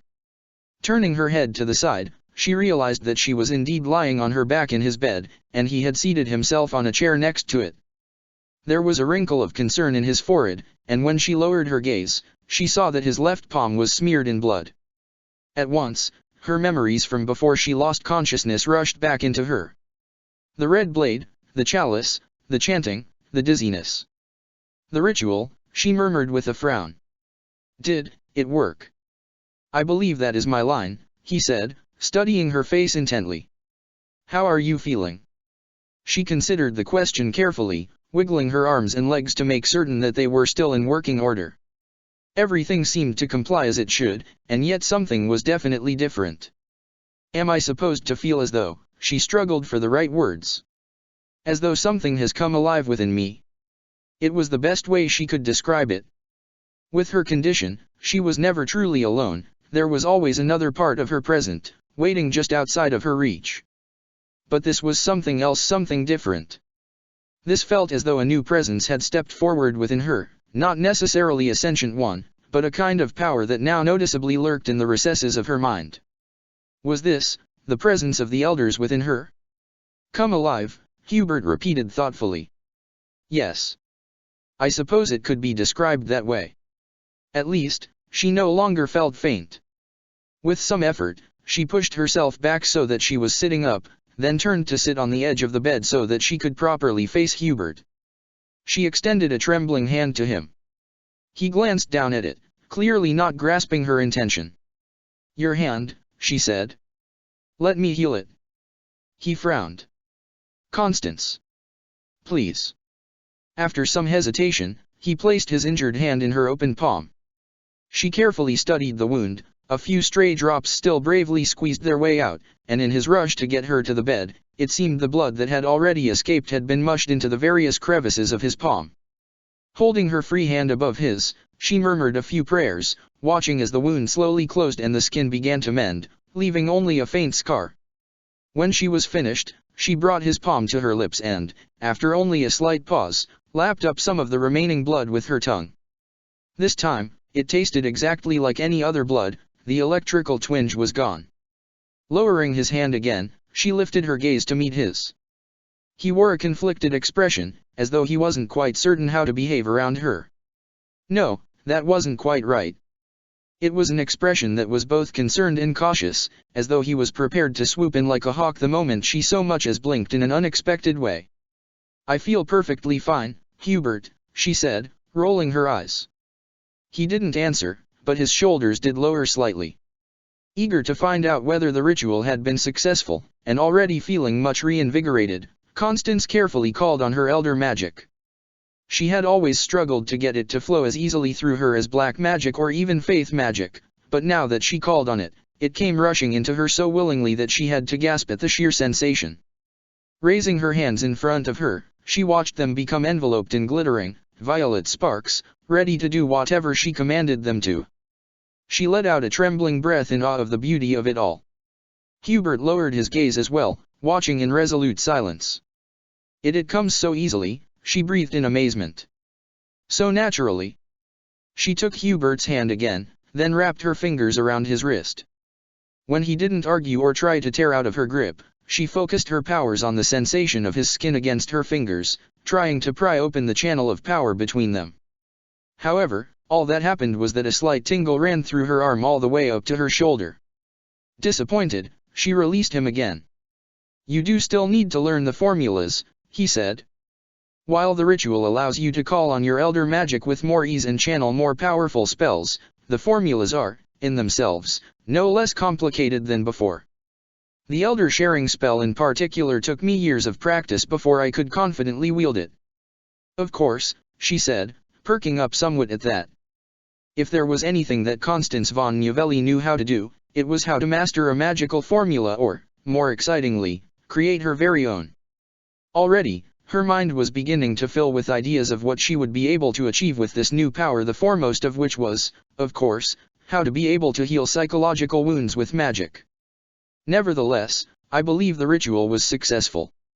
I can feel the power looming beneath the surface, waiting for my call. Hubert nodded, but there was still caution behind his gaze. "Good. However, I wish you to remain here for observation tonight. You may sleep here in my bed, and I shall take the couch." Here in his bed. Temporarily forgetting all about the elder ritual and its effects, Constance felt heat blossoming to life in her chest. Certainly Hubert hadn't meant anything of the sort that her brain was now trying to convince her of, but the image of her slipping in beneath the very covers that he used to cover himself with while he slept instinctively felt forbidden in a surprisingly alluring way. Blood rushed from her head, and she became distinctly aware of the fact that she still had the taste of his blood on her tongue. "Ah," was all she could get out with her breath stuck in her throat. Hubert's gaze sharpened. He clearly noticed that something had changed in her demeanor, and was doubtlessly trying to figure out what that meant.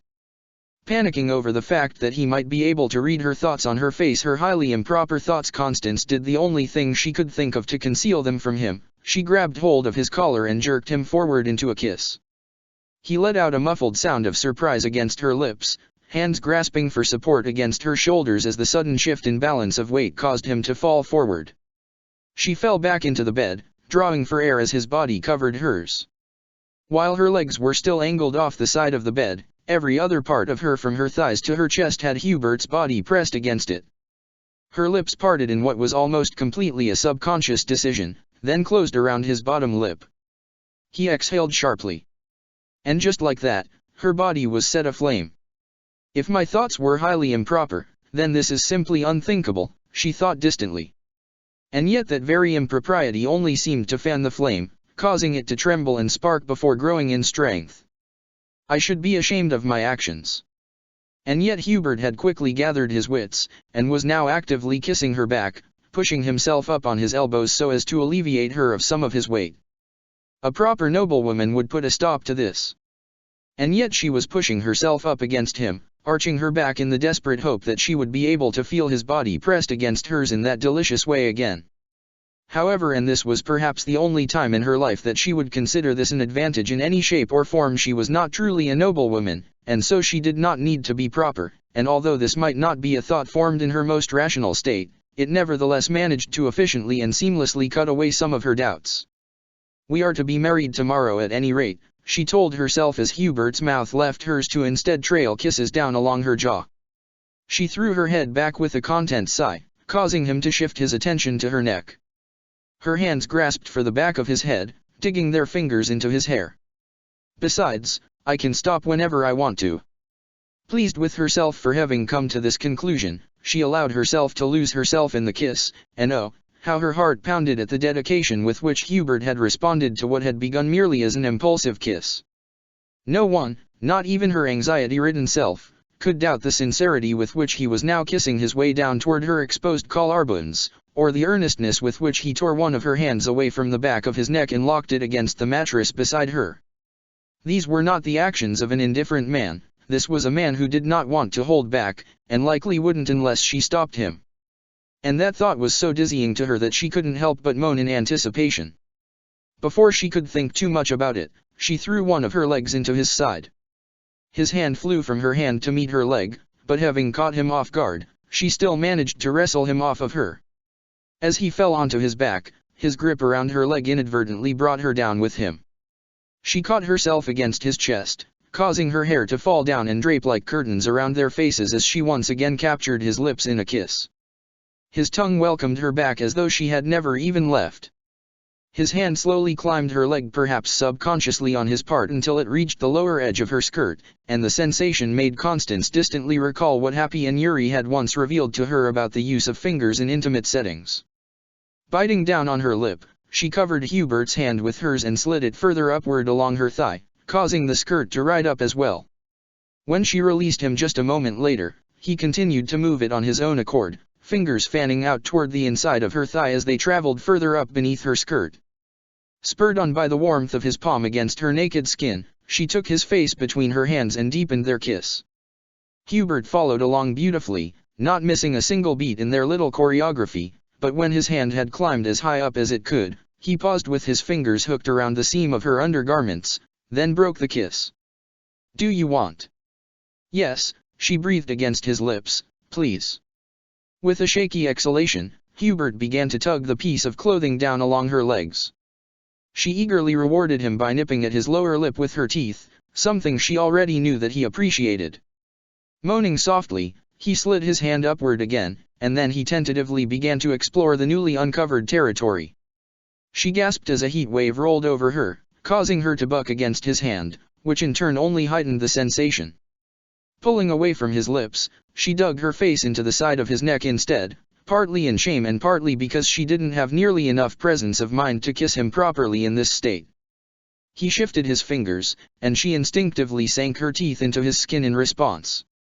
He groaned softly but did not stop. He continued his exploration, slowly and methodically, carefully adjusting his movements in accordance with her reactions. Whenever she stilled or grew more quiet, he shifted his hand to try something new, and whenever she made any kind of pleased sound or bucked against him again, he doubled down on whatever he had just been doing. After an agonizingly long while of this, Constance couldn't help but grind down hard against his hand as she pushed herself up straight on top of him.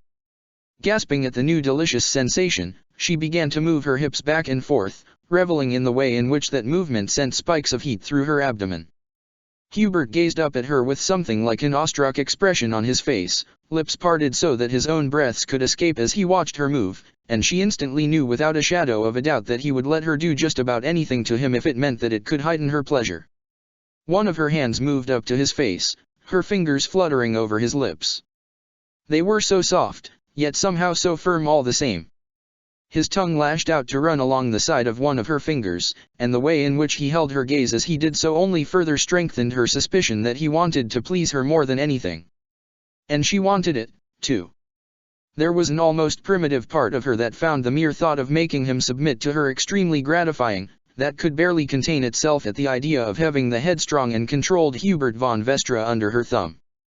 The Hubert von Vestra who swore to kill me if I went against his commands, yet willingly surrenders himself to my whims in order to please me. Impatient to find out whether her assumptions were correct, and pushing down the shame lurking in the back of her mind, she scooted herself up along his body and gripped the nearest bedpost for support before lowering herself down over his face. His hot mouth immediately joined his fingers, and she was so shocked by both his instant acquiescence to her demands and the intimate sensation it produced that she couldn't help the breathless gasp it coaxed from her lips. Throwing her head back, she tried not to get too overwhelmed, but she had never quite experienced anything akin to this kind of intensity. There was no part of her that wasn't entirely captivated by the movements of his mouth and fingers, no part that didn't utterly adore him for it. Even her toes curled in response to his attention. She squeezed her legs around his head, and he allowed her, letting his free hand gently glide up along the outside of her thigh until it reached her hip, where he held her as still as he could in a clear message. She hadn't even realized that she had been moving against him, nor had she realized the volume of her voice until he paused after one particularly high-pitched sound to graze his teeth against the inside of her thigh in warning. But even after she had realized how loud she was, she still could not hold herself back. The pleasure grew and grew and grew, making her wonder whether she would ever reach the limit, until the moment that she did, and her cries somehow grew even louder as the pleasure momentarily brought her beyond the realms of sanity. Is this magic? She caught herself thinking just as she fell from her high, and she slumped against the bedpost, panting hard. However, after just a brief pause in response to her reaction, Hubert continued with his movements against her. This time, the pleasure built back up in an instant, causing her to jerk against him in pleased surprise. She rose and fell a second time, and then a third, and by then she was beginning to feel so hot and clammy that she forced herself to push back and climb off him to instead kneel by his side, panting hard. Hubert was panting as well. Without a word, he shook out his sleeve on his arm and wiped it over his face once. Then he turned his head to look at her. His hair, damp and tousled.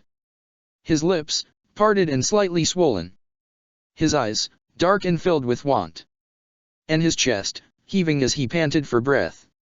In brief, he looked completely irresistible. Constance's face was burning so hot that she half expected she would spark into flame at any moment. Even after he had brought her such pleasure, she could not stop herself from yearning for more. And yet this time, what she wanted was something very different. Moving her gaze down along his body, she drew in a deep breath when she arrived at his crotch and caught sight of the bulge waiting there. Without even hesitating, she reached toward the buttons on his pants. Hubert caught her wrists before she could so much as brush against him. She lifted her gaze, and he immediately captured that as well, though there was something conflicted in his eyes as he stared at her. No.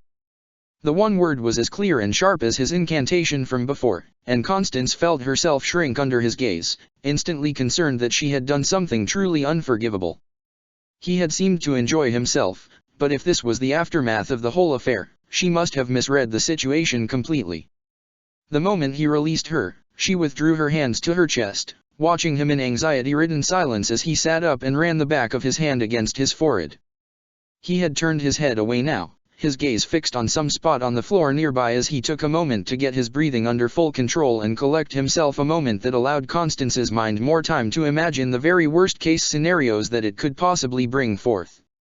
When he finally looked at her again, it was with an ambivalent smile that only somewhat eased her worries. "Believe me," he said somewhat hoarsely before clearing his throat, "were this any other night, I would gladly continue. However, I wish to remain in my full capacities in case we have yet to see all the consequences of the ritual, and I hardly think." He cut himself off abruptly. She could practically see the gears turning behind his eyes as he considered how to phrase the next part. "I doubt that my composure would remain intact for long, had I allowed you to continue." Constance held her breath. In other words, she hadn't misread the situation completely. In fact, perhaps she had even underestimated how she had affected him. He so rarely showed his true emotions on his face, and even now, he seemed effortlessly calm. However, could it be that on the inside, he was burning as hotly as her? "I see," she said, releasing all the air from her lungs as her heart fluttered nervously within her chest. She could handle calm and collected Hubert perfectly well, and she had become fairly adept even at managing his more mischievous self, but the idea of a Hubert so passionate that he lost his composure, that made her feel mind-bogglingly out of her depth. Of course, this would never stop her from attempting to master that side of him as well, but it was nonetheless a novel thought. Apparently he found something about her reaction amusing, because he chuckled quietly, then nudged her downward until she was lying on her back. Leaning in over her, he lifted a hand to stroke her heavy curls away from the side of her neck, causing her to shiver pleasantly. "As of tomorrow, you will be known as Constance von Vestra," he murmured, following the movement of his hand with his gaze. "It's something of an oxymoron, is it not? Sunshine in the shadows. A beam of light amid solid darkness." She could only stare up at him in awe, silently reveling in his gentle touch. Hearing Hubert wax poetic was so rare that whenever it happened, she never quite knew how to react. Poetic Hubert was clearly another side of him which she had yet to master. His hand paused as it reached her jaw. "Do you remember," he asked softly, "in the early days of our acquaintance, when you offered to become my lover in exchange for my tutorship?" Constance felt her entire body flush once again with heat. "That it wasn't I was desperate." "Desperate," he repeated thoughtfully, as though tasting the word. "I did wonder what you would have done if I said yes." She opened her mouth to say that she clearly would never have gone through with it, but nothing came out. Would she have? Had she truly been that desperate? Or had she already begun to view Hubert in a different light at that point? That night, they had danced, she had told him about her plans for the future, and then he had challenged her to a duel. His powers had impressed her, and while his foul tactics had annoyed her to no end, she supposed there had been a part of her that found him and his skill set exciting. However, even if that were the case, there was simply no way that she would have agreed to be his lover for something so banal as his tutorship. She had standards. High, noble standards. Regardless, he continued with a slight smile as he ran his thumb down her jawline, "I am rarely surprised by the actions of other people, and yet that was the third time in a single day that you managed to surprise me." She had just been about to argue against his previous point, a scowl already formed on her face, but now that scowl turned into a frown instead, followed by a smirk as his words sank in. "Oh," she chuckled smugly, "I suppose I was always one step ahead of you." "Hardly," he said simply, causing her to raise her eyebrows at him, "but it has been a valuable learning experience, and it still is. Surprises can be deadly in my line of work, but with you, I find myself looking forward to them. Even when I begin to think that I have you all figured out, you pull another surprise out of your sleeve and remind me that there is much I have yet to learn about you." He leaned in further, until she could feel his hot breath tickle her earlobe. "Tonight, for example, I've learned that you can be just as assertive in intimate settings as in all other areas of life." She let out an affronted gasp, one leg shooting up to knee him lightly in his side. "Hubert." "That was in no way intended as criticism," he said as he pulled back, a curious gleam in his eyes. "The very opposite, in fact. You may feel free to use me for your pleasure every night, if you so wish. I'll gladly oblige." Constance's next breath hitched in her throat. Use him for my pleasure? She supposed that was exactly what she had done, and yet when he phrased it in such a way, she could not help but feel a tad guilty, although it was a gratifying kind of guilt, which confused her. But then, she supposed Hubert was not the only one who had learned something new tonight. She had learned that it was apparently very appealing to assert her will over him. Perhaps it was the fact that he had so often belittled and mocked her in the beginning of their acquaintance, that now that she had finally won him over, she enjoyed making him dote upon her. And speaking of doting, as she had that thought, he stood up from the bed and extended a hand toward her. "May I offer to pour you a bath, Miss Novelli?" "For you alone, naturally," he added when he no doubt saw her widen her eyes. She glanced down at his hand, then looked back up at his face. A bath would be nice, and although the idea of potentially sharing one with Hubert was enticing, she supposed she had already crossed enough boundaries tonight. Attempting a steady smile, she took his hand. "Thank you, Count Vestra," she said as he pulled her up onto her feet and against his chest. "That sounds lovely." Chapter 5, Amid Solid Darkness. Having made the final adjustments to the white cravat around his neck, Hubert met his own gaze in the mirror, then lifted a hand to stroke a rogue lock of hair behind his ear. After Constance's insistence that he cut his hair, he had figured he could make an effort for the wedding. It was perhaps a bit too short for his liking now, barely falling into his eye even when he tilted his head forward, but he supposed it would grow out into a suitable length soon enough. He could already hear voices outside. Since he had personally gone through the guest list and given instructions for the palace's guards as well as his spies for today, he knew that they expected hundreds of them. While he recognized most of the names down to the minor nobles, at the very least he couldn't imagine that Constance actually cared to have the majority of them at the wedding. This was simply a noble's game, a way to show off one's influence and power by inviting anyone moderately important to gaze upon one's successes. He knew Constance loved to play that game, and although he himself despised the social etiquettes of noble society, this was one gift he could endure granting to her. Taking a deep breath, he told himself to relax. It was only one day. A day that would pass, just as any other day, and then he and Constance would be husband and wife. Nothing in their daily life would likely change, the only difference would be in title. Well, he supposed there were other aspects of their lives that would change as well. Closing his eyes, he allowed himself a moment to think back to last night. How Constance, proud and proper Constance, had seemingly lost herself to her desires, momentarily forgetting everything she had doubtlessly been taught to control within herself. She had been a force of nature, hot and decisive, sweeping away all of his previous concerns that it would be a challenge to draw her wants and needs out of her. It was a relief how easily and surely she had taken control of the situation. Because if there was anything Hubert von Vestra knew, it was how to give. He'd given of himself all his life, in various shapes and forms. He'd given Lady Edelgard his loyalty, his life, his blades to command. While he didn't always comply with her wishes, his actions were nonetheless performed in her best interests. Needless to say, he had his fair share of experience when it came to giving, and he considered himself quite skilled in the art at this point in his life. What he hadn't had as much practice in, however, was the art of taking. To be sure, he had taken lives, he had taken liberties in following Lady Edelgard's orders, he had taken risks. But he had never, before falling for Constance, taken things for himself. And even with her, it still brought him some measure of discomfort to do so.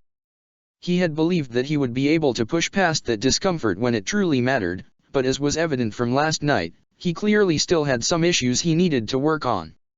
He heard footsteps outside the door, and opened his eyes just in time to see Lady Edelgard's face through the mirror. "May I come in?" she asked, smiling gently. He turned to face her, giving her a low bow in greeting. "Of course, Lady Edelgard." She stepped inside and closed the door behind her before striding up to him, letting her gaze take in his figure. "You look very handsome, Hubert. How are you feeling?" Giving a terse smile, he glanced away momentarily as he considered the question. Were it anyone else, his instinct would have been to deflect, but she deserved a sincere answer. "I feel slightly overwhelmed," he said. She nodded. "I can understand that. It's quite natural to feel overwhelmed on your wedding day, I would think. I assume the amount of guests does not make things any easier for you. But between you and Constance, I'm sure that you will be able to handle any obstacles that come in your path." He inclined his head in silent acknowledgement. He was convinced as well that Constance would navigate the festivities expertly, she would be in her right element. Part of him looked forward to seeing her take joy in the extravagance of it all. If only he hadn't been expected to take the stage with her. But he'd already considered his alternatives, and come to the conclusion that he wished to grant Constance the large and spectacular wedding she sought. If she was to endure a life by his side, he could at least offer her this much. "I'm truly happy for the two of you," Lady Edelgard said softly. "When you first told me of your involvement with Constance, I could hardly believe my ears. You both hid it so well. Although," she added thoughtfully, "I suppose I should have suspected something when she barged into the advisory room in the early hours of the day to inquire about your whereabouts." "My deepest apologies," he said, lowering his gaze to the floor. "That would never have happened, had I." Had he what? Been more forthright with her? Yes, That was surely how he had intended to finish his sentence, but he knew that he did not yet deserve to pretend that he was any better than his past self. "There is no need to apologize," Lady Edelgard said firmly. "You cannot take responsibility for how Constance chooses to act, and I will not hold you accountable for those actions. My blessing comes without conditions. You do understand that?" He nodded slowly. She had told him as much before, and although he believed her, he still felt that it was on him to make his relationship with Constance work within the framework of his duties. If she ever overstepped, or placed Lady Edelgard at risk through her actions, it would be his responsibility to deal with it as the circumstances demanded.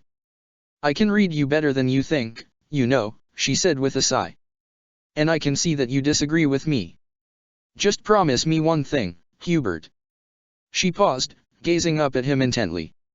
He met her gaze calmly, with some measure of curiosity regarding what she was about to ask of him. "Don't allow your sense of duty toward me to come between you and Constance." He stared at her, expecting her to continue with some kind of condition in the very least, but she simply looked up at him with a serious expression. "I cannot promise that, Lady Edelgard. Your best interests will always be my top priority." She gave a resolute nod. "I know, and I appreciate your sincerity in that regard. But I am convinced that there is a way for your dedication to both me and Constance to coexist, and so what I wish for you to promise is to never give her up for my sake, as long as there is another solution. Is that something you can agree to?" He considered the phrasing of her request. Another solution implied that there would in fact be a sustainable way to combine both his duty and his relationship with Constance, and as long as such an alternative existed, he supposed he saw no reason not to meet Lady Edelgard's request. "Yes," he said. "I shall take it into consideration, Your Majesty." She smiled ruefully. "I understand if my request comes as a surprise, but I have seen how happy Constance makes you.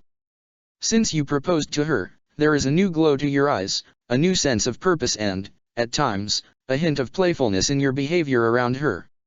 She brings out a side of you that I never knew existed. I couldn't stand it if you lost that because of me." Hubert drew for air, staring at her as he tried to phrase his thoughts into a suitable response.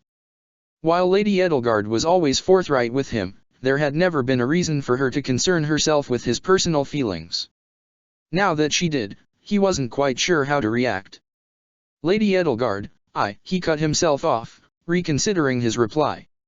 "If circumstances demand that Constance and I go our separate ways, there will be no blame whatsoever on your part. Please do not burden yourself for my sake, this is entirely up to me and her." Her smile softened. "I know," she said, then started toward the door. "I need to go make some final preparations for the ceremony. I shall see you at the altar, Hubert." He returned her smile as he gave another bow. "As you wish, Lady Edelgard." A fluttering sensation rushed through Constance's torso as she gazed out through the windows into the royal gardens. It seemed that all of the guests had found their respective places in the seating area, and the string orchestra, Adrescha's most prominent one, of course had begun to play the soft and romantic melody that she had demanded as part of her painstaking planning for the wedding. It was time for her to make her last entrance as Lady Constance von Novelli, and exit for the first time as Countess Constance von Vestra. She had to admit, Countess Constance did not roll quite as easily on the tongue as Marchioness Constance would have if Hubert had taken his father's title, but she supposed it would have to do. Perhaps the servants could call her simply Countess or possibly Countess Vestra. Or, alternatively, Lady Vestra could work as well. That would certainly assuage some of the issues. Of course, this was not the first time that she had considered this. The issue of her future titles had occupied her many times, not merely in the past week nearest the wedding, but also as soon as she had come down from the initial joy of Hubert's proposal. Not that Hubert had granted very much interest to her woes in this regard, to him, it was simply a title, nothing more. Naturally he was incorrect, a title held power just as any other word. He should know this as well as any other mage, especially a noble one. But alas, he had always been one to deflect such issues of noble nature, lest they were of consequence to Lady Edelgard. "Oh well," she thought with a pleased sigh as she adjusted the veil crowning the braid on the back of her head, "I suppose Lady Vestra does not sound so bad after all." especially not considering what implication it held as to whom she was to marry. The thought immediately filled her with warmth. Today, I shall marry the man of my dreams. Taking a deep breath and straightening proudly, Constance von Novelli stepped into the doorway. Her gaze swept across the sea of guests before landing firmly on the man standing straight ahead by the altar, waiting for her with his hands locked behind his back. Immediately, her heart began to pound hard in her chest. While she'd expected him to be more formally dressed than usual, she had not expected how incredibly and irresistibly attractive he would look in the ceremonial vestra wear, a dapper mixture of the Adrestian symbols and golden swirls combined with the dark colors and dramatic flares of House Vestra. Of course the man couldn't be seen without a cape, even during his own wedding. But some elegant details surprised her more than others, such as the wide shirt sleeves edged with lace that peeked out from the sleeves of his dark coat. He had even had his hair properly trimmed and groomed for the occasion. All in all, he looked stunningly elegant. She might have felt embarrassed for ogling him so, hadn't it been for the fact that he had his own gaze intensely focused on her as well. She nearly felt it physically move down along her body, taking in her posh dress with ribbons and lace, a long soft veil adorned with glittering gemstones, and bejeweled hair, neck, and earlobes, like a perfectly wrapped present in lavender pink. His elegant but sharp and dark silhouette would contrast starkly with her soft, light fabrics and perfect ringlets of hair flowing down the side of her neck, and yet somehow, that dissonance captured their relationship better than any matching outfits they ever could have. His gaze returned to her face, and she only just registered the pleased upward tug of his lips before he corrected his expression. Constance couldn't help but smirk back. A little behind him and to the side stood Lady Edelgard, also dressed in ceremonial wear for the occasion. The Empress, who would of course have the honor of officiating her very own retainer and his beloved, was smiling with such pride one could almost have mistaken her for a mother. But neither of their actual parents were there, of course. They were all gone, for the better or worse, and all they had in the way of family going forward would be the one they decided to create for themselves. Next, Constance's gaze roamed across the sea of guests, most of them at least familiar, and some of them dearly treasured. She smiled and inclined her head when she caught Happy's gaze, feeling a nervous flutter in her chest as her friend made two thumbs up. Sylvain was grinning next to her, and a little ways off, she saw familiar faces such as Linhard, currently looking dangerously close to falling asleep, Ferdinand, immediately beginning to applaud loudly when he noticed her, and of course, Byleth, who, stoicism aside, actually smiled when their gazes met. However, there was no Yuri anywhere to be seen, which was fine. She supposed she could understand why he had chosen not to come, considering his opinion of Hubert. But no, she would not let Yuri of all people ruin her wedding day. Instead, she returned her focus to the other guests she recognized immediately. Both friends and acquaintances from their time in the academy as well as the following war were sitting in the crowd, smiling in tandem with each other and the sun. The sun. Her smile fading somewhat, she turned her gaze upward. While she was currently standing in the shade just by the doorway, the rest of the path to Hubert and Lady Edelgard was bathing in sunlight. This had been a conscious decision on her part, of course. While the sunlight pained her, she wanted all of herself to be a part of such a momentous moment of her life. The actual ceremony would take place in the shade, but for the length of the walk there, her other self would be forced to feel both the sun's beams and the gazes of hundreds of people watching as she walked forward to be wed with the man of her dreams. Already, Constance could feel that part of her cowering in the back of her mind, dreading the moment in the spotlight. She tried to be calm, and gently reminded herself that all of her was welcome here, and she was among friends. Nothing and no one would hurt her here. Were that the case, she knew that Hubert would rush to her rescue, quickly bringing her back into the shadows so that she could protect herself. No, this was a good and happy day, a day that she would forever remember.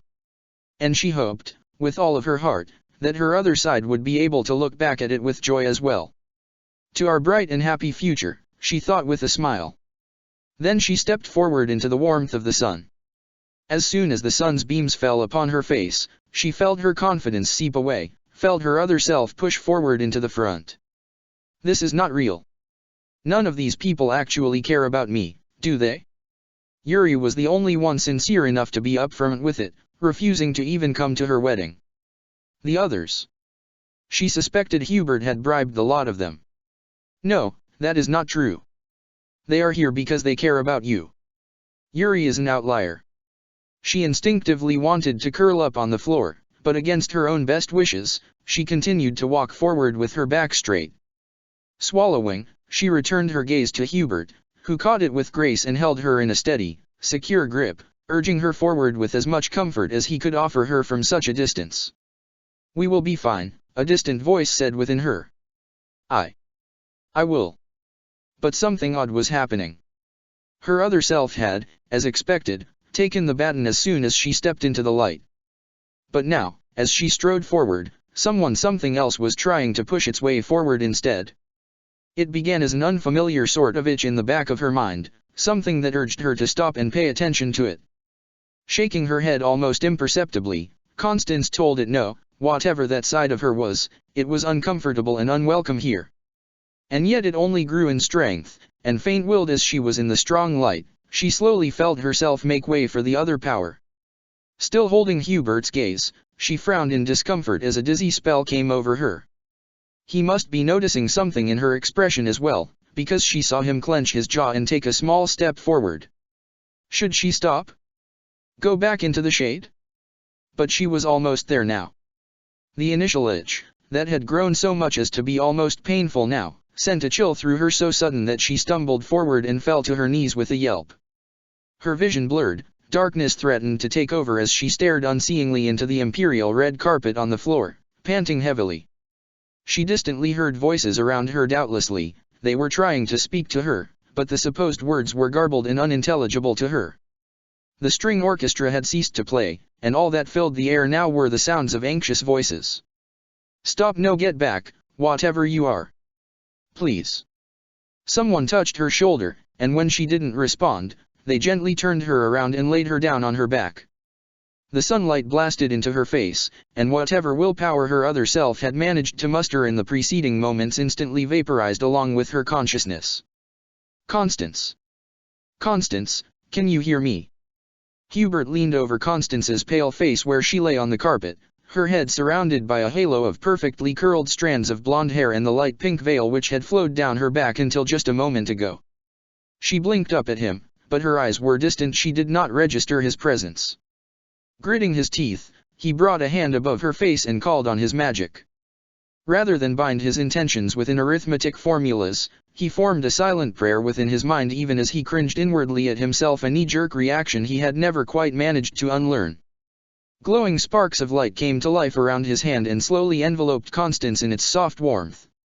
With what little faith magic he knew, he had hoped to be able to identify the source of her sudden collapse, but all the spell had to offer him was a strange sensation of what could best be described as a sinister sort of queasiness.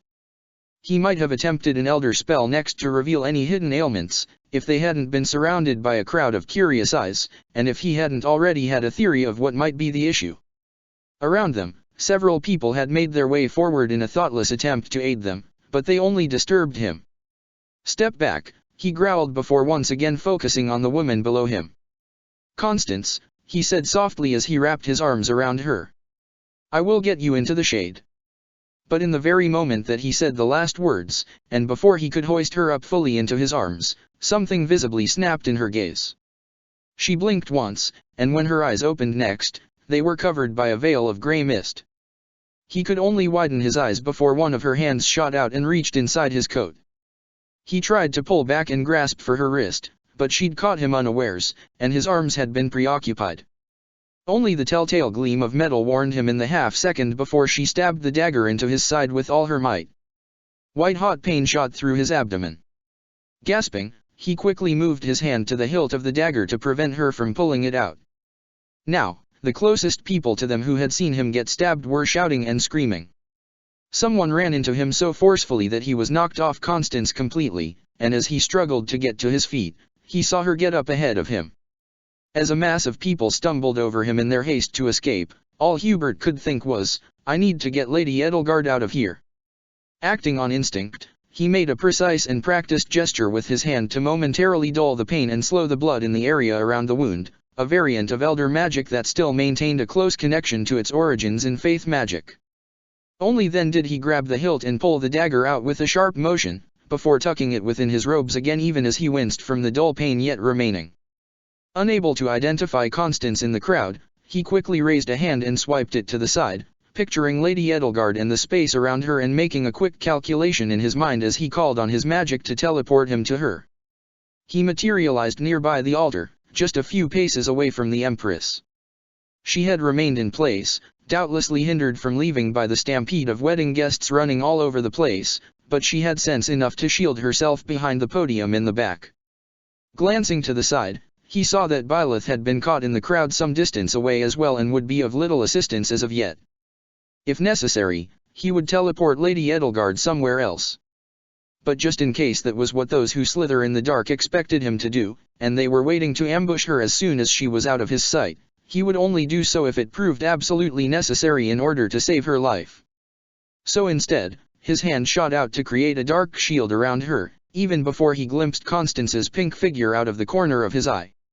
She should be clumsy in that dress, and yet she moved precisely and elegantly as she skipped up and between channeled blocks of ice forming steps in the air before her, far enough above the crowd that she could move unhindered. Hubert cursed under his breath. Constance had always been more agile than him, and elder magic was ironically more grounded than the swift, almost cheeky mannerisms of black magic. But even with all the advantage that skipping above their heads gave her, it also left her vulnerable to attacks. He fired a simple elder spell in her direction to see whether he could push her off her icy steps, but she dodged to the side, more ice easily forming just beneath her soul, and then she kept running. Behind her, the previous steps of ice melted as soon as her feet no longer touched them. Changing tactics, he swiped a hand in a precise vertical line, and a barrier of darkness sprung up into the air just a few paces ahead of her before it begun to curve up and around the sides of her intended path. She came to an abrupt halt, hesitating for only a second before she raised both of her hands toward the barrier. Hubert had prepared to fire another spell now that she had been stopped in her tracks, but paused as he saw the barrier crack, sparks of elder magic glittering around her hands. He changed his intention mid-spell to instead strengthen the barrier, challenging her powers head-on. Surely she cannot match my elder power already, when I performed the ritual on her only yesterday. For a moment, his and Constance's raw powers met in a battle of strength, and while Hubert still held the upper hand, he found himself shocked that she could even put up enough of a fight to present a challenge. Her patience seemed to run out before her actual magical limit, and with gritted teeth she allowed the ice beneath her feet to melt and dropped into the crowd again, disappearing among the panicked guests that were still, astonishingly, and infuriatingly, running in all directions. Releasing his grasp of the barrier, he took a moment to gauge his surroundings. Byleth had reached Lady Edelgard now, and covered her as they started toward a path in the back. Hubert teleported himself to the altar just as Constance arrived close by, and in a flash of instinct, he darted forward and grasped one of her wrists as she readied another spell. As soon as he channeled the Elder Sharing spell, her magic visibly died out around her hands and traveled into him instead. For a second he was taken aback by the sheer power coursing through him, a power he, perhaps naively, hadn't been altogether prepared for, even knowing that she had been strong enough to crack his barrier, and that was enough for her to gain a brief moment's opportunity. She moved toward one of his legs as if to take a dagger from his boot, but when he quickly swiped that leg to the side and out of her reach, she feigned toward the other instead. Her fingers wrapped around his ankle, and then she tugged it toward her with all her might. He tried to save his balance by quickly setting down the other foot, but failed, and as he fell backward, as though time had slowed, he saw her wrist slip out of his grip and magic form around her hands again. And somehow, as her gaze lifted and moved past him, he knew beyond a shadow of doubt that she had her intention set on Lady Edelgard next. Even before he had hit the ground, Hubert's hands shot out and sent forth a dark wave that only just managed to stop Constance's own blast of darkness in its path. Even despite the shield which he had cast around Lady Edelgard, he recognized that her attack might have been strong and precise enough to tear clean through it, had it been allowed to hit. A direct attack. She launched a direct attack without remorse, without hesitation at the Empress. And in doing so, she had risen from posing a potential threat to demanding immediate and decisive removal, in whatever way necessary. Constance was already readying another attack, and where before his blood had rushed in his ears, now it was boiling. As he jumped to his feet, he barely even had to consciously call on his magic for it to come to him. It rushed forward on its own, drenching his hands in the darkest of blacks as the power built within him. Seeing red, he gathered all of that power into a single beam of absolute blackness. Then, with naught but death on his mind, he struck out with all that he had. Constance was quick enough to dodge past the worst of the blow, but the edges of the dark beam brushed against her arm, causing her to yell and stumble forward. As she brought a hand to her arm with a wince, he took the chance to catch her off guard with another burst of magic, this one strong enough to launch her across the gardens. Her back slammed hard into the palace wall, and the scream that left her lips might have been gut-wrenching, had he still held any kind of concern for her in that moment. But as he stalked forward, gritting his teeth against the pain in his abdomen, all he wanted was to snuff the life out of her. Even as her body slid to the ground, showing no sign of getting up, he reached for another one of his hidden daggers. Hubert. Lady Edelgard's voice was filled with dread behind him, but he didn't stop. He couldn't stop, the danger was not yet over. Hubert, do not kill her, she commanded, her voice taking on a panicked note now. Please remember what we spoke about. He fell to his knees next to Constance's crumpled figure. She was still alive, her chest heaving even as her face was distorted in pain. Lady Edelgard was too blinded by her altruism and empathy for him to see things clearly. His interests were wholly irrelevant in these circumstances. He grabbed her wrist roughly to incapacitate her in case she might still attempt something, ignoring the weak yelp of pain she let out as his fingers wrapped around her. There was a sound of rushed footsteps behind him. Hubert. Stay back, Lady Edelgard, he said sharply, causing the footsteps to stop. You need not carry this burden with me. Fingers flexing around the hilt of the dagger, he stared down at Constance's face, purposefully avoiding to look at the rest of the body. With her eyes closed, nothing except her pained expression told of what had just happened. She made no move to attack again, but he shouldn't allow that to catch him off guard a second time.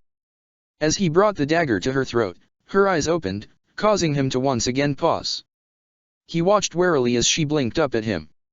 After just a few seconds, the veil of mist seeped away from her gaze, returning her familiar blue irises. And then, something akin to recognition lit up in her eyes instead. Her lips parted and a pained whimper slipped out between them. Bert. He shouldn't hesitate. He'd already made that mistake once, and he shouldn't do it again. And yet, he couldn't bring himself to slit her throat. Staring into her eyes, his mind searched rapidly for any kind of explanation, any kind of extenuating circumstances. The truth was, there were no truly extenuating circumstances for making an attempt on Lady Edelgard's life in such cold blood. Every bit of his good sense was telling him to kill her, then and there. But then a tremor ran through her body, and he realized with a pang that the bushes nearby shaded them from the sun. They were no longer in the sun, and Constance's eyes had cleared. Willpower. In sunlight, her willpower is near nil. His hand faltered by her throat. Was this merely his personal feelings blocking his rationality? Did he simply wish to find an excuse so badly that he was willing to look past the crime she had committed?